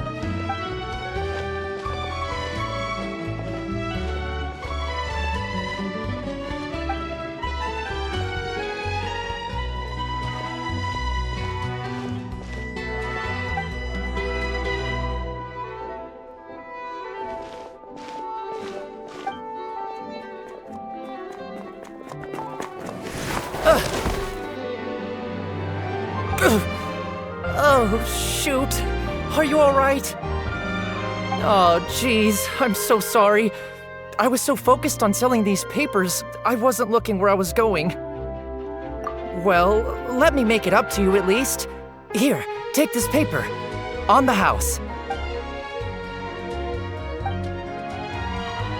Oh, you don't have to give us anything. Please, I want to. It's not like I'm short on supply. All the extras will be useless come tomorrow anyway. It's my fault, really. I was just trying to bring home some extra mora for the family, but I bit off more than I can chew. I haven't had many takers today, so I'm still swimming in papers. What's going on here? Nothing much. I just ran into your friend here on accident. Hold on. Of course, I'm happy to compensate you with Mora. It's just, I don't have any on me at the moment. I'll take 3 papers. Here, your payment. Oh, thank you for your patronage. May the Archons bless you with good fortune. If only I had the chance to run into such generous customers every day. I should probably just take on a smaller inventory though, right? I'm getting married soon, so sometimes it's hard to not get ahead of myself. Anyway, I should head out. Goodbye! Well, now that my affairs are settled, we should take the boat back to Poisson. We've even acquired some light reading to enjoy along the way. Actually, why don't we stick around for a little longer? Paimon just realized how hungry she is. She can't head back to Poisson on an empty stomach.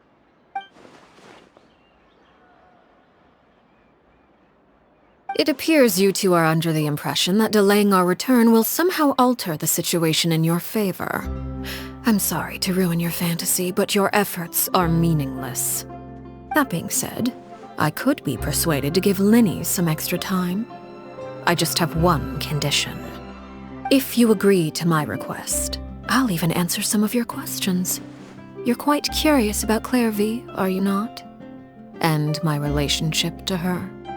Wait, why are you being so generous all of a sudden? You're not gonna ask us to do something bad, are you? You overestimate yourself. You don't have the talent for bad things. Then what can you possibly... The most important consideration in a negotiation is that both sides receive something they want. Demands and threats only get you so far. Wonderful. Here it is. When the time comes, make the choice that you deem most appropriate in the situation, and lend your help to the House of the Hearth. Okay, sounds normal enough. But what do you mean, when the time comes? When is that supposed to be? That is for you to decide. Then we have a deal. Follow me.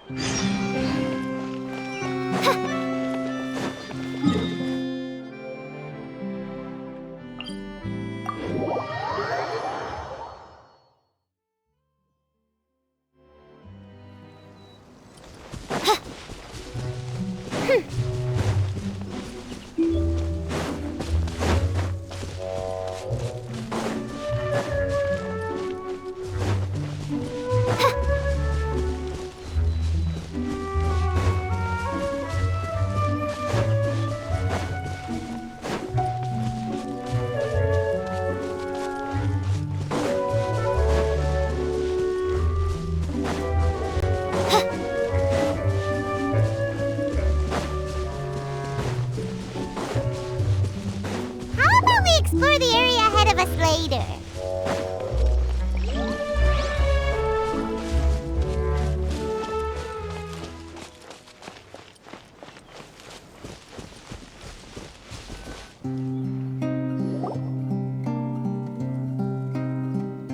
What is this place? Somewhere long forgotten by everyone. It used to be a grand building. Now it's nothing more than a pile of rubble. No one comes here anymore, nor does anyone care about what once happened here. Although, this place does have something to do with the story I'm about to tell you. It was before I became a Harbinger, and before Linny and the others joined the House of the Hearth. Due to certain events, I first killed Clairvy and then her mother. And this is where it all happened. You were the one that killed Clairvy? Patience now. Allow me to explain Clairvy's side of the story first. I'll start from the beginning. Clairvy was 6 years old when she was brought by her mother, Crucibina, to live in the House of the Hearth. From the outside, it seemed like a fairy tale. A thriving family made up of kind adults and friendly children. Crucibina was the Knave at that time, and the House of the Hearth was under her control. She was Clairvy's mother by blood, but she was also the mother to all the children in the house. Clairvy was happy here, for a time. But she quickly realized that being part of this family wasn't a fairy tale at all. It was a kind of purgatory. Purgatory? Exactly. The House of the Hearth takes in war orphans from all over Tevat. But as for how to raise them, that depends entirely on the person in charge. Crucibina came up with a novel idea. She would teach the children to fight, force them to duel each other, and then crown as the king of the house the child who proved themselves most worthy of inheriting her title. It's difficult to estimate the number of children who died or were maimed in the process. There's little I can say about the ones who died. The ones that emerged with permanent injuries, on the other hand, well, they still served a purpose. They would be handed over to the doctor to be experimented on, or sent away on dangerous missions. Nothing more than tools to be used and then discarded. So those were the experiments Clairvy was talking about. But what actually happened to her? You said that Clairvy was Crucibina's daughter, so if Clairvy tried to convince her to stop what she was doing, Crucibina probably would have listened, right? Despite being Clairvy's mother, Crucibina cared little for her daughter. She forced Clairvy to join the House of the Hearth only as a means to demonstrate her own impartiality as a mother, to prove that she treated all her children equally. Clairvy did try to convince her mother to change her ways, but it was to no avail. After her efforts failed, the only other option was to rise up and try to fight back. Unfortunately, the other children had already been thoroughly indoctrinated into the illusion of happiness Crucibina had created. Of course, there was one exception. Someone Clairvy's age who knew the truth about the House of the Hearth. Her name was Peruere. Wait, the friend that Clairvy mentioned? Friend, huh? I suppose we can call her that for now. Clairvy was a cheerful and passionate person with a tenacious spirit. Peruere, on the other hand, was rather cold-blooded. Her cold-blooded nature allowed her to see through Crucibina's facade. Yet, it was also this cold-bloodedness that prevented her from acting against it. At least at first. While Clairvy longed for freedom, Peruere was convinced that, amid all the fighting and violence, she would make it until the end. Despite their differences, the two became fast friends, united by their knowledge of the truth. Clairvy told Peruere that she hoped to create a real family, where no one would be killed or sacrificed. There may have been a certain naivete to her ideas, but Clairvy proved her determination many times over. She tried countless times to run away, ask for help, or expose the truth. But her efforts only earned her beating after beating. The only thing that kept her going was her strength of will. Even with her body racked with pain, she would still stand on her tiptoes and open the window at night. She and Peruere would look out at the moon together, a fierce longing for freedom shining in her eyes. But one day that light simply vanished. Oh no. What happened? Her hopelessness resulted from a culmination of things. 10 years had passed. 10 years worth of failure after failure. She and Peruere weren't children anymore, but finding any chance to escape still seemed as hopeless as ever. It was during this time that Peruere suggested a new plan. If escaping was out of the question, why not take down the very person sitting on top of this throne of lies? Mother herself. Clairvy rejected that proposal. She claimed that, as a famous Harbinger, Crucibina possessed an unimaginable amount of power. Trying to kill her would have an incredibly low chance of success. Clairvy never gave another reason, but Peruere could see it written all over her face. Clairvy still thought of Crucibina as her mother. Killing her own flesh and blood was a line she couldn't bring herself to cross.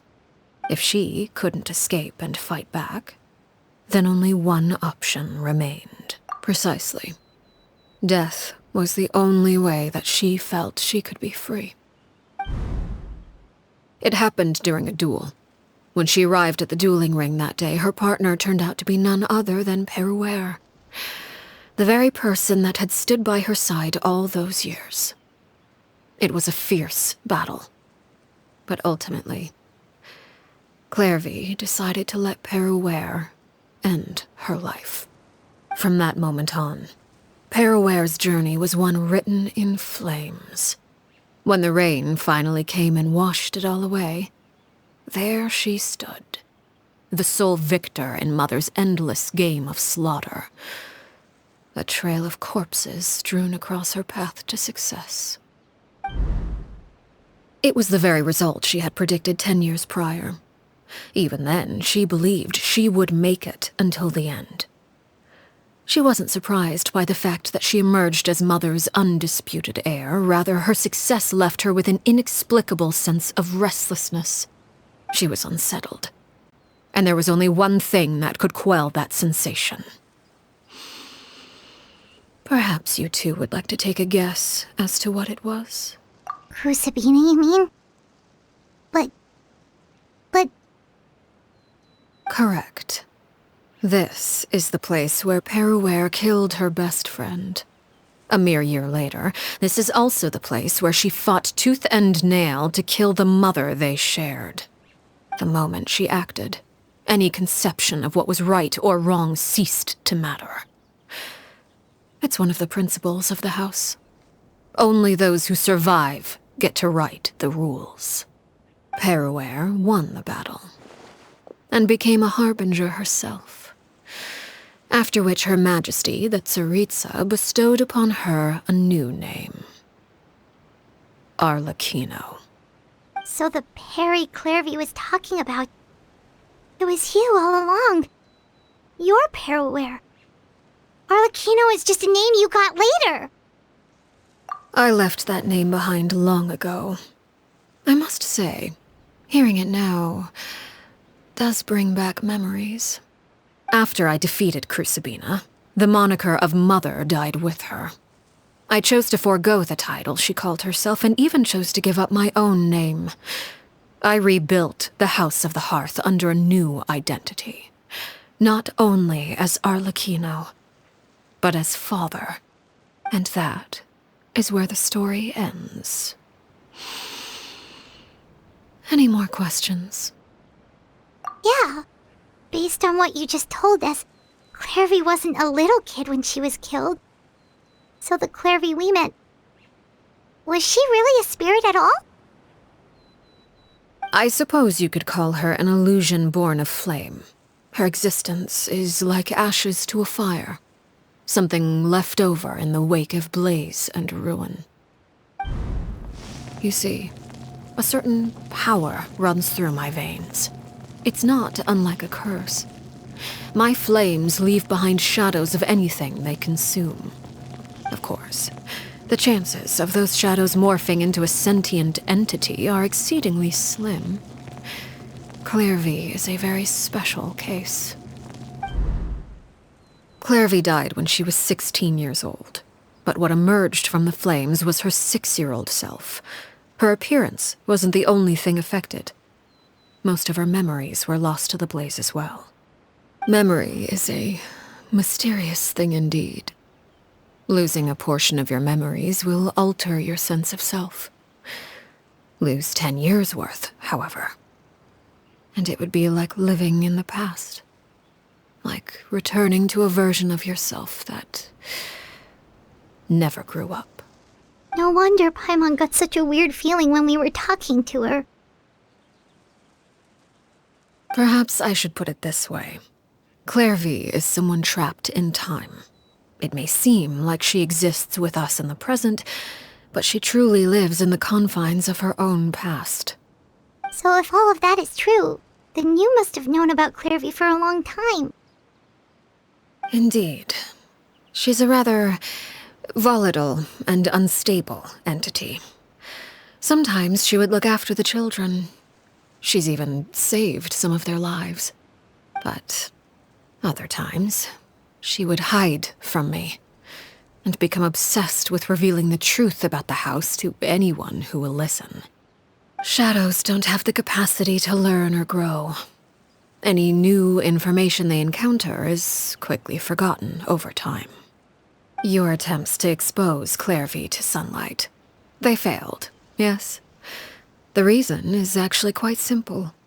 In Clairvy's mind, the house is impossible to escape, and it is this very perception that traps her there. But no matter. All I have to do is kill her again, and all will be resolved. I don't anticipate so much as a single speck of ash will be left behind this time. Wait! Paimon can understand why you might want her gone, but isn't there another way? So what if she's trapped in her 6-year-old self? She's still your friend! At least talk to her first! It's too late for that. She broke the rules, and now she must be punished. That goes for Filial and Nantoy as well. She's had quite the effect on them. I hope you understand the difference between Crucibina and myself lies in our formulation of the rules, not our policy for enforcing them. Upholding the rules without question is a trait we both share, because that is how a household should be run. Is this really what you want to do? Whatever could you mean? Don't you want to say a proper goodbye at least?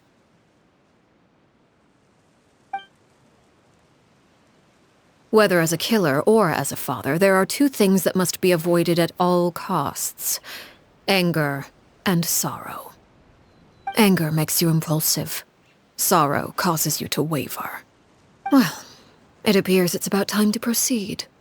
Before we arrived, I told some of my well-behaved children to bring our troublemakers here by nightfall. I do believe I've kept my end of the deal. I gave your friends quite a bit more time. As for what happens now, we'll just have to wait and see.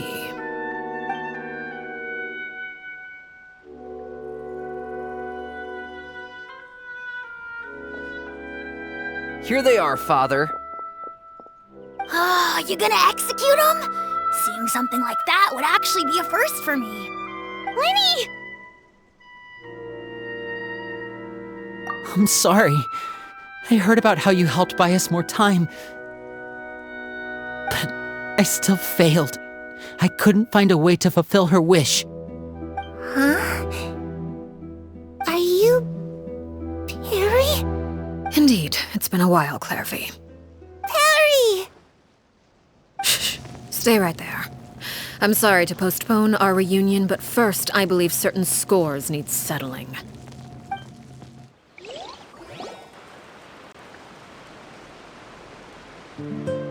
Father, let me explain. Out of my way. Father! You chose to conceal a threat to the house, and for that, you must be punished. Overall, however, I suppose your wrongdoing is hardly the most egregious of the bunch, so I'll deal with your punishments later. As for right now, the more pressing concerns are the traitors among us. By traitors? Do you mean us? Father, let me explain. We didn't mean to... Fultz, why don't you share what you heard? Yes, Father. Secret Midnight Meeting number 3. Participants, Filial, Nantoy, Sato, Toddy. Nantoy clearly said, if only Father wasn't the one who took us in. Sato added, I'm sick of this life. I just want to live as a normal person. Filial was the worst of them all. She called us crazies and said a bunch of mean things about Father. I did not! You're lying! Fultz is trying to frame us. It's not like I'm the only one who heard those things. After that, You and Toddy and a bunch of other people started talking about Clairvy. You were using all those things Clairvy brought up as an excuse to question Father. We're birds locked in a cage. The only way out is to destroy it. That's what you said, wasn't it? You little. You just want me gone, don't you? What did I ever do to you, huh? And you, Sheplo, have you forgotten who stood by your sickbed, watched over you, and changed your dressings? Come on, let's hear it then. What's your reason for all this?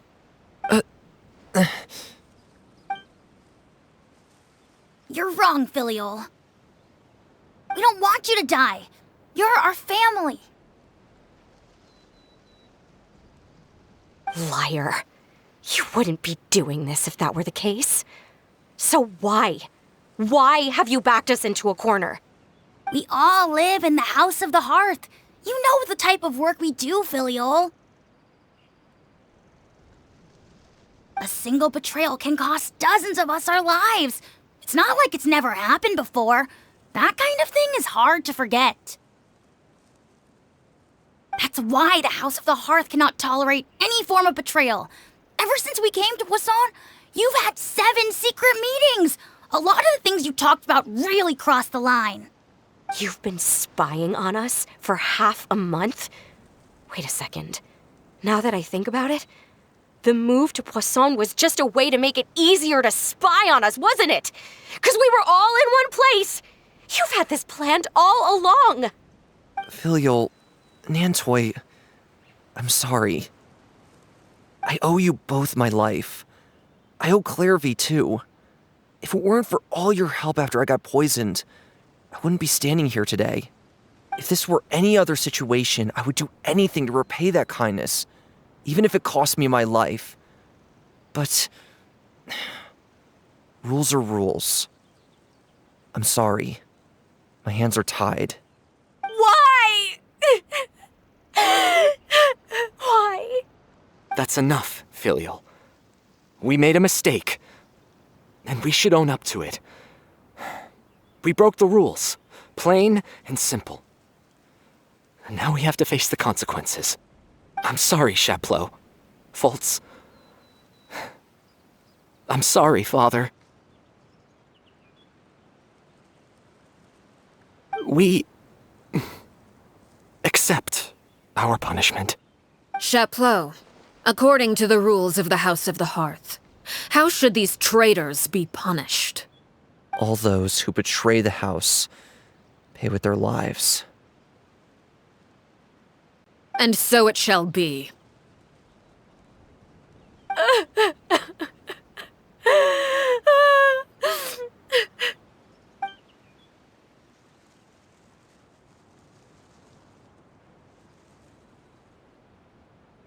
Father, please wait! Something you want to say, Linny? Please reconsider, Father. What Filial and the others did, does it really count as betrayal? We all come from broken families. From the very first day we joined the House of the Hearth, we wanted nothing more than to make it a real home. But the truth is, none of us know what a real home should look like. I'm not saying I have all the answers. All I know is this.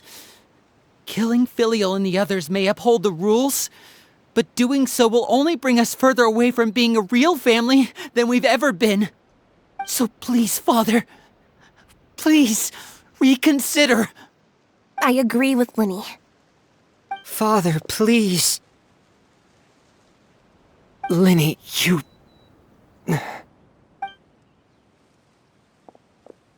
I also agree with Linny.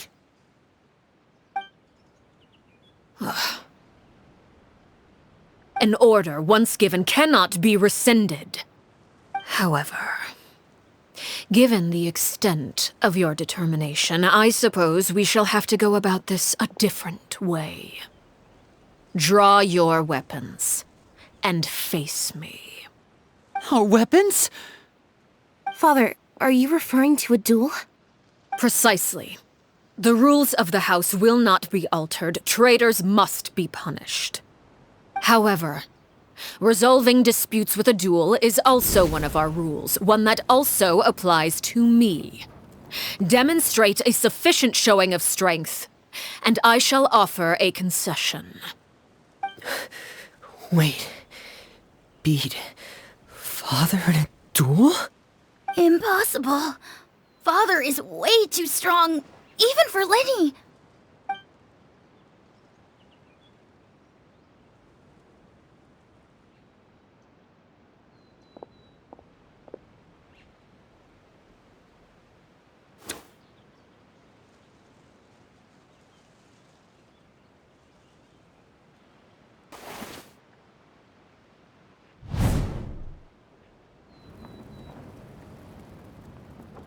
Did you hear that, Traveler? Lenny and the others have to duel the Knave. What should we do? Can they really win something like that? If they lose, those people from the house are really gonna be executed. Hey, are you listening?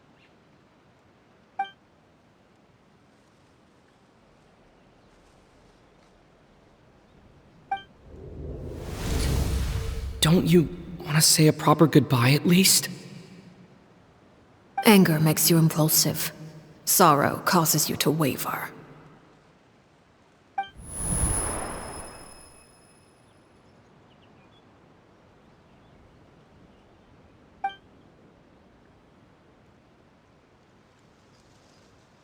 Oh. Looking at that expression on her face, she seems really serious about this. Guess that means there's no chance she's throwing the duel on purpose, huh?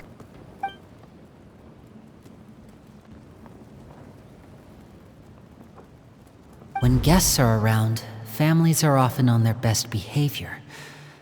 And any disputes are less likely to escalate. When the time comes, make the choice that you deem most appropriate in the situation, and lend your help to the House of the Hearth. What's wrong, Traveler? Hey, where are you going? Traveler?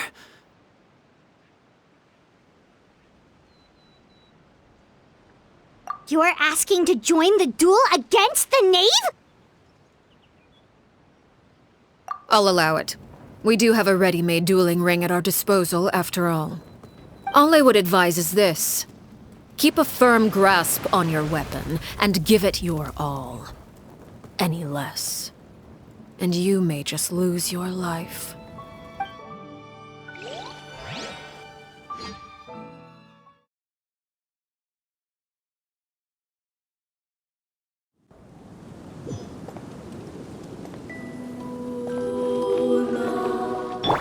A bitter pill to swallow. Seems like an emergency. Closer now. Yoo-hoo! Be sanctified. Silence! And voila!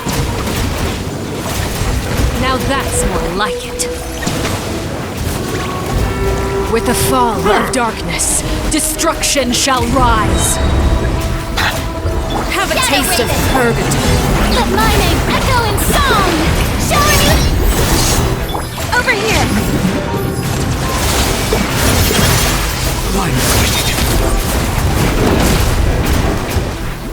Is it my turn now? Not bad. You've proven to be a worthy opponent after all.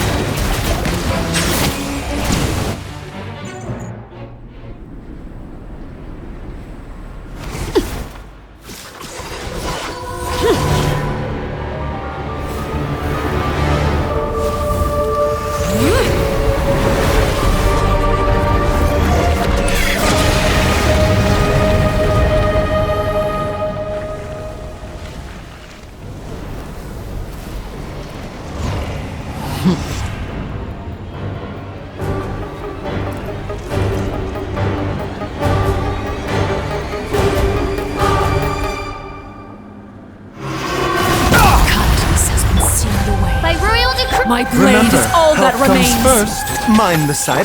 Yoo-hoo! Let the world collide! Be sanctified. Bow your head.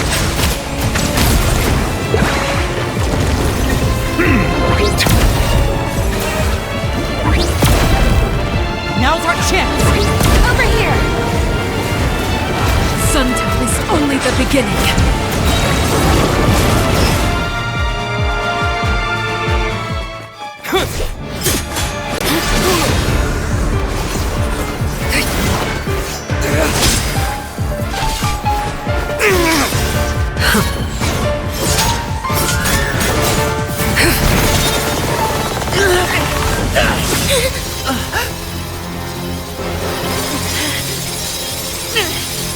You should know better than to crowd in one place.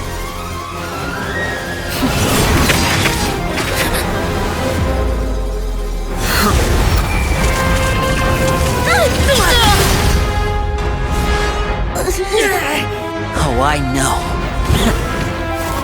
No!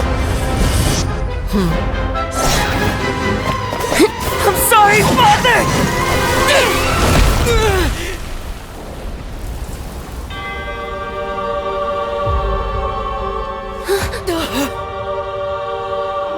Sorry for what? This pitiful excuse for an attack.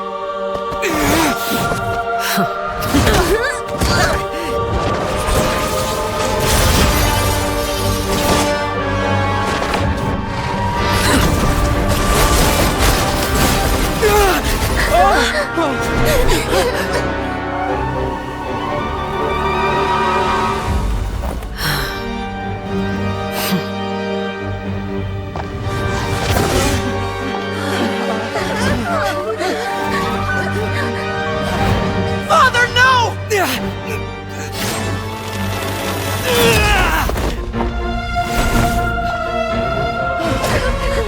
Made it out, did you?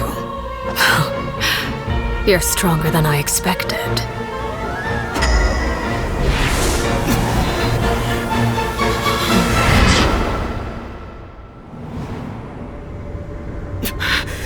A crimson moon? I can't move.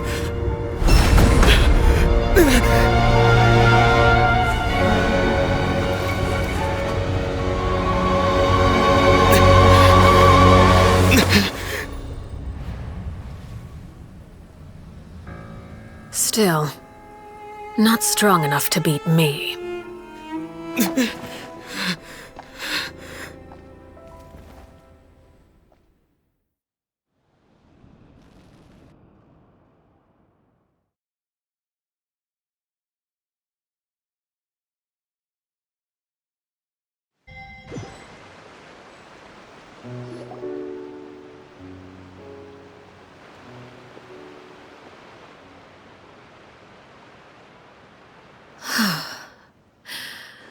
I believe we can end things here. It's not often that we get to enjoy the company of guests, after all. We wouldn't want things to get too out of hand. Brother, are you alright? Lenny. Given that I am the victor of this duel, as agreed, the punishment stands. No! I never thought things would end like this. However, everyone involved in the duel demonstrated a remarkable level of strength and determination. In light of this, I'm prepared to change the method of execution. Elwar, the bottled flames I gave you for safekeeping. Do you still have them? Yes? I wasn't sure what they were for, but I've kept them super safe. I didn't lose a single one. Wonderful. Then, in just a moment, I'll have you administer them. Bottled flames? Indeed. They're the product of a secret experiment. Under certain special circumstances, flames can be extracted from my person and preserved. Once ingested, searing pain will spread across every inch of your body. No harm will come to you physically, but your memories will be burned away. If you can withstand the pain. When you awake, you'll have forgotten everything you know about the House of the Hearth, and will be expelled from the organization. In other words, administering this concoction will kill the version of you that grew up in the house, and give you a new identity.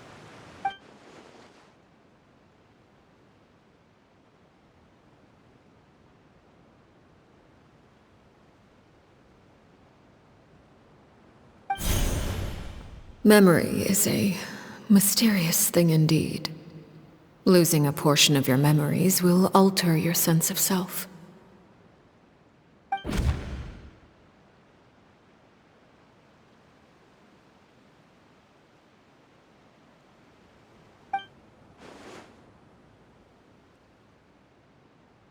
So, you're just letting us go, Father?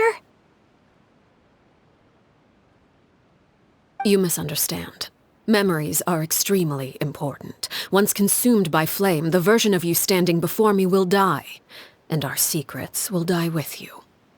So no, I don't intend to just let you go, because the person who survives will be nothing but a stranger. Even so,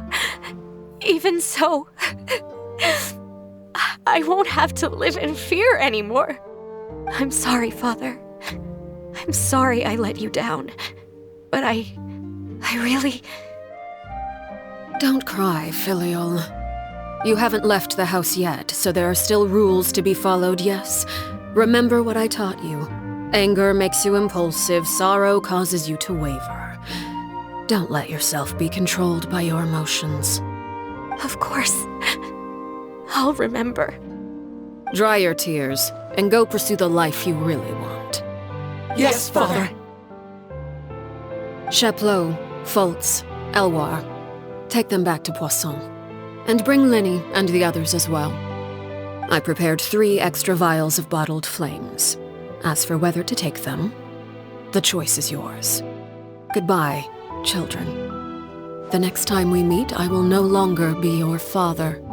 Thank you for all you've done for the house. I hope you have bright futures ahead of you.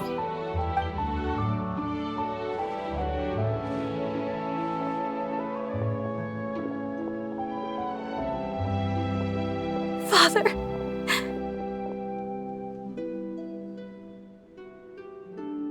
Let's go.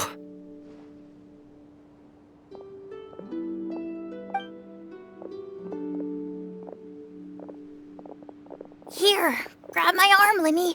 I'll help you walk back. Thank you.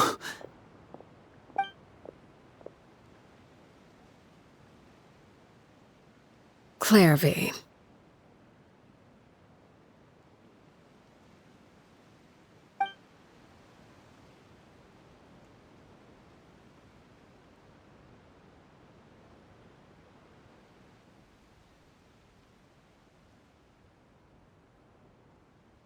Can we talk now? I've been waiting for a super long time. You really are Perry, aren't you? I haven't seen you in so long. How come you're all grown up? Wait, did I somehow travel to the future on accident? Or am I dreaming? What a long dream. Neither. You died, Clairvy. That's what happened. You could have at least sugarcoated it a little. Look, she's so speechless. Oh. Okay then. Huh? That's it? You accepted it just like that? Yep. If that's what Perry says happened, then I believe her. Perry wouldn't lie to me. Plus, I don't really need to know why I'm like this. I'm more curious about what happens in the future. If you're a Harbinger now, Perry, that means Mother is gone, isn't she? Can you tell me about it? I want to know what happened to her. And to me. You never stopped trying to defy fate. At first, no one believed you. You could only vent your frustrations to the moon. In fact, you often sought comfort in the night sky. You wanted to see the aurora, so one night we promised each other we would go to Snezhnaya to see it together. Later on, you tried to run away, but you were brought back each time. Mother spared your life, but it wasn't out of kindness. Instead, she decided to make an example of you by slowly torturing you over time. That way, the other children would know what happens to traitors. Still, you never gave up. Mother hoped that through ruthless duel after ruthless duel, she would be able to crown an ultimate victor among the children she raised. But you called on everyone to unite, to fight to a draw in order to reduce casualties. Your efforts may have only delayed the inevitable, but still. You gave them hope. You tried everything you could think of, but every attempt ended in failure. Still, you never turned your sword on Crucibina, and you never turned it on me. On that gloomy day, you told me, "For the last 16 years of my life, I've done everything I can to fight for freedom. But now, I realize that the only freedom I truly possess is the freedom to choose to die." I never imagined I would say something like that. I must have been feeling really worn down. But somehow, I still think I understand. According to Mother's plan, only one of us was going to make it until the end. And I always hoped that person would be you. If I could do it all over again, I still don't think I would make a different choice. Even when I first met you, I knew you'd be able to do what I couldn't. Is that so? Even now, I'm not sure I truly understand what kind of freedom you were trying to pursue. But as the head of the House of the Hearth and as the children's father, I've tried to give them the most basic of freedoms. The freedom to choose their own fate. It's something I discussed with the Iudex of Fontaine. The children who want to leave the house will have their memories wiped clean of all secrets pertaining to the organization. In return, they will be allowed to live a normal life in Fontaine without being prosecuted for their past. Of course, I won't simply hand freedom to them on a silver platter. They have to fight for it and prove themselves worthy of it. Only freedom that is earned has true value. That's more than enough. That's exactly the kind of life I was fighting for. You know, Perry, I think you're a pretty amazing king, and a really great father, too. I'm really happy that you're the one who took over the house. I guess I do have one regret, though. I still haven't seen the outside world. Well, it just so happens that our dear guests over here have been to many nations and traveled to countless places. Perhaps they would be willing to tell you what the outside world is like. Really? Of course! We've traveled all over the place. We've got so many stories, we could probably talk your ears off for 3 days straight.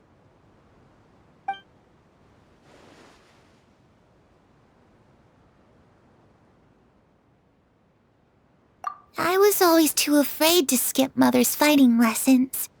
But at the academia, I bet you could do all sorts of secret things in class. Things that have nothing to do with studying. I'm just kidding. Being able to study whatever you want without having to fear for your life actually sounds pretty great.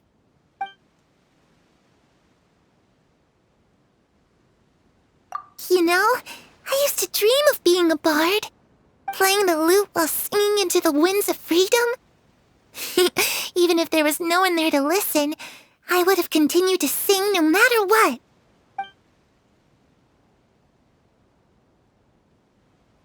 Ah, that's where Mora comes from. I never knew that before. If I had some Mora, I would buy 3 new dresses. One for me, one for Perry, and one for Mother. It's just too bad Perry doesn't like wearing dresses. And Mother, well, she probably wouldn't accept something like that either. I guess I'd just have to keep them all for me then. I could wear a different one every day.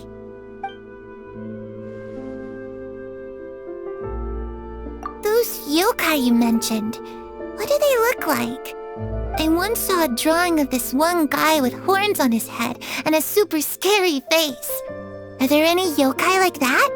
Oh, sounds like you're talking about an Oni. Yup, we've met one, and let Paimon tell you, they're not nearly as scary as they look.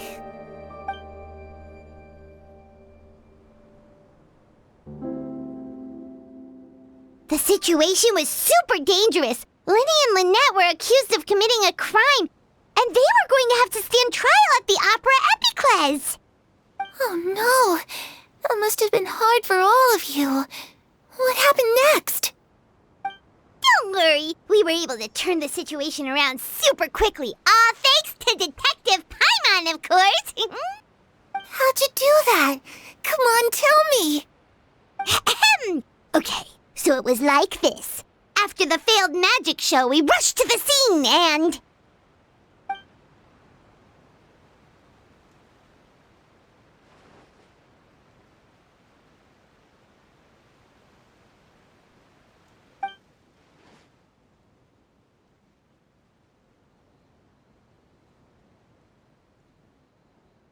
Shadows don't have the capacity to learn or grow. Any new information they encounter is quickly forgotten over time.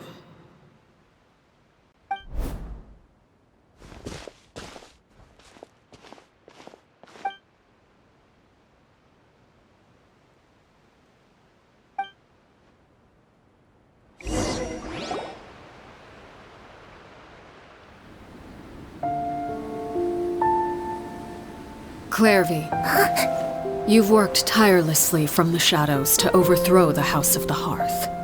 Now, by my authority as the Knave, I shall announce how this matter ends. You are hereby expelled from the House of the Hearth. You are no longer tied to this place, nor are you bound by its rules. You're saying that I can finally leave? I get to experience the outside world as well? Oh, I almost forgot. There's no getting older for me. Still, seeing who you grew up to be makes me really happy, Parallel. Take care of yourself. Goodbye. May we meet again someday.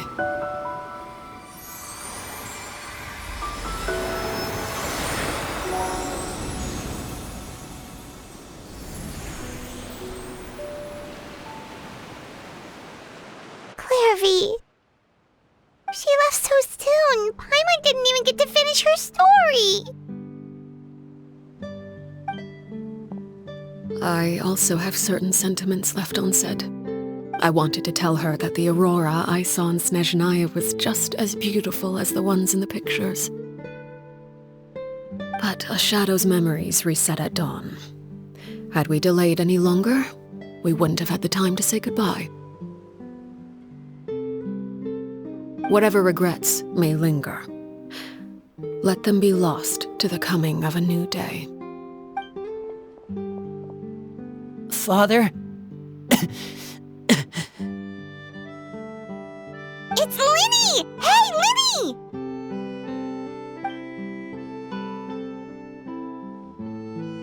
What is he doing back here? Let's go check it out.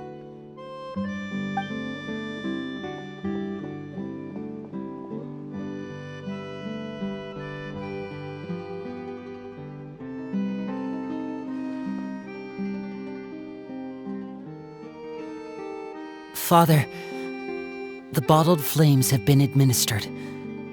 Filial and the others have left the house.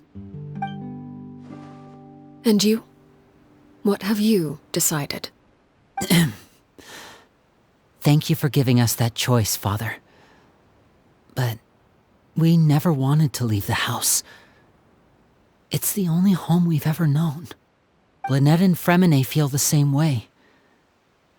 They're recuperating back at the Hotel Bouffe d'été. But I decided to come back and tell you where we stood.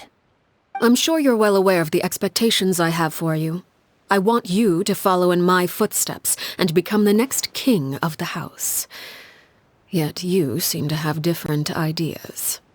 I must admit, I'm rather surprised by your decision to stay. There's nothing wrong with choosing to live a quiet life.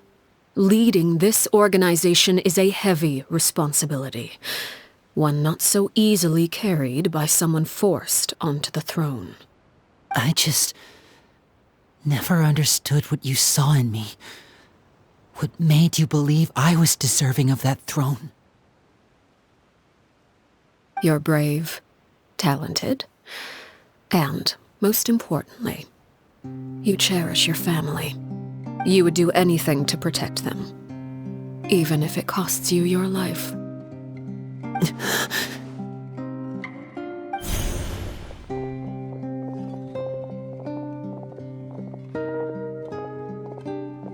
Speaking up back there was so brave of you, Linny.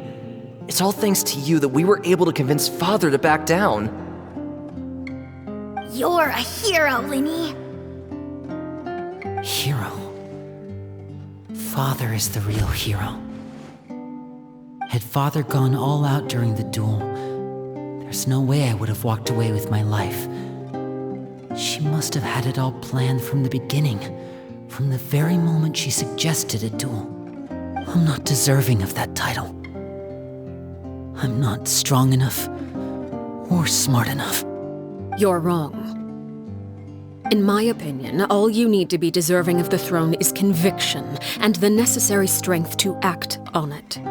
We may have different ideas of what it means to be a family, but you can hardly be said to lack conviction. What you truly lack is strength.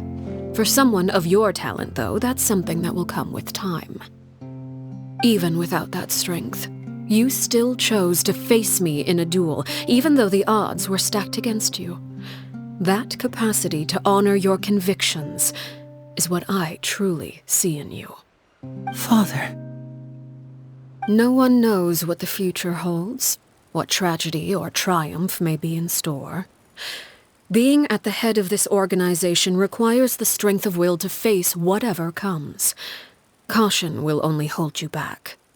If reaching a certain standard were required to go after what you want, I would never have succeeded in killing my predecessor.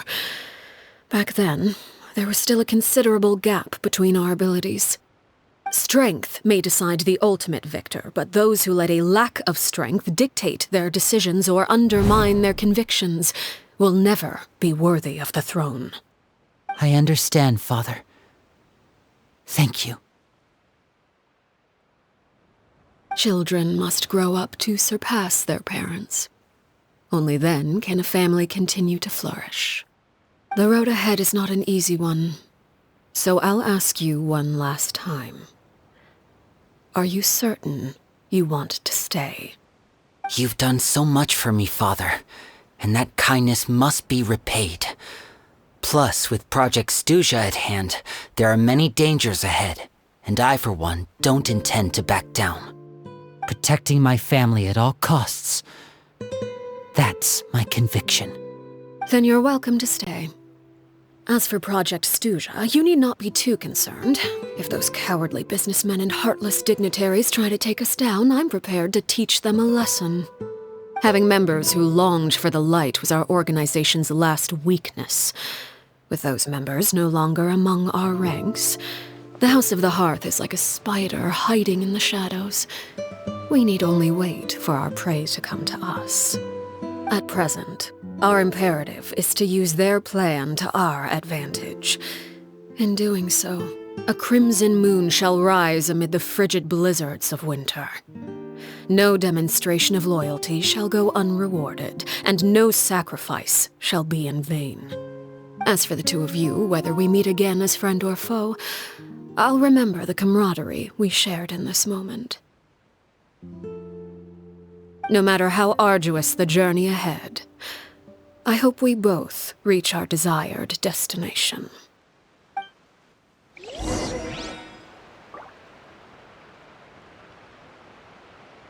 Bow your head.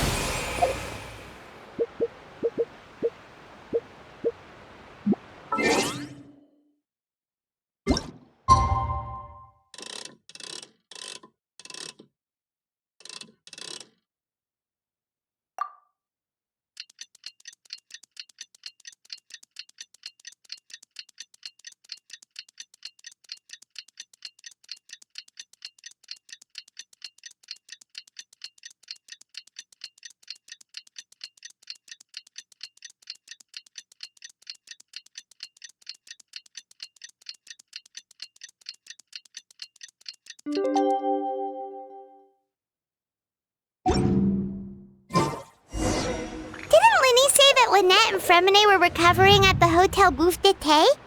Oh, Paimon wonders how they're doing. Maybe we should go check on them.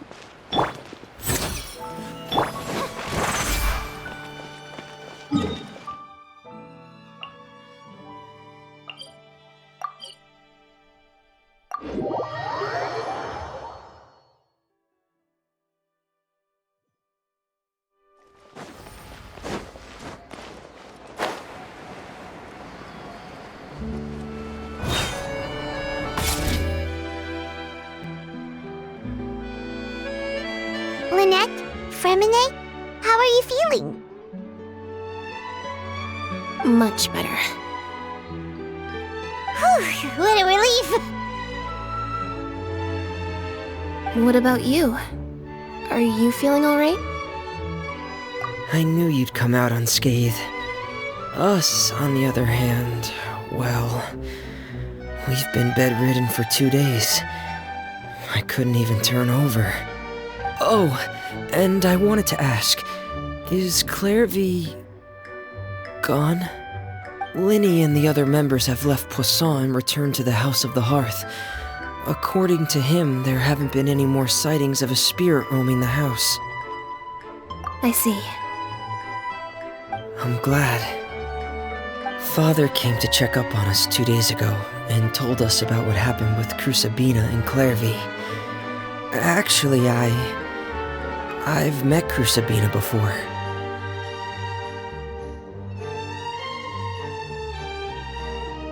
Wait, what?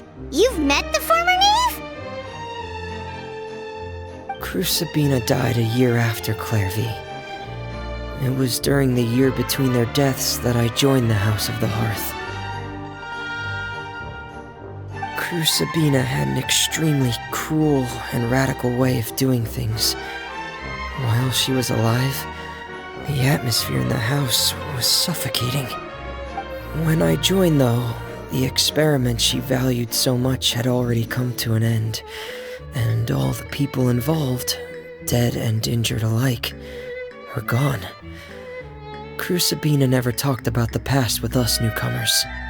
A couple of months after I joined, Father killed Crucibina and burned all her files. With that, the names of all the people subjected to her experiments, Clairvy included, were lost to the flames, along with the painful memories they represented. Father took in Lenny and me a couple months after that, but she never mentioned anything about Crucibina or Clairvy. It really seems like something she was planning to keep to herself. The last time you talked to her, did she mention why she kept it a secret for so long? She said she didn't want us to be affected by the darkness of the past. She was worried we'd develop a false sense of gratitude towards her if we knew about it. The foundation of a family should be free of any corrupting influence. Whatever happened in the past, it has nothing to do with who we are now. And that's what Father told us in the end. But I still thanked her for everything. It was only after hearing about what Crucibina did that I finally realized how insignificant our lives could have been. The members of the house meant nothing to her.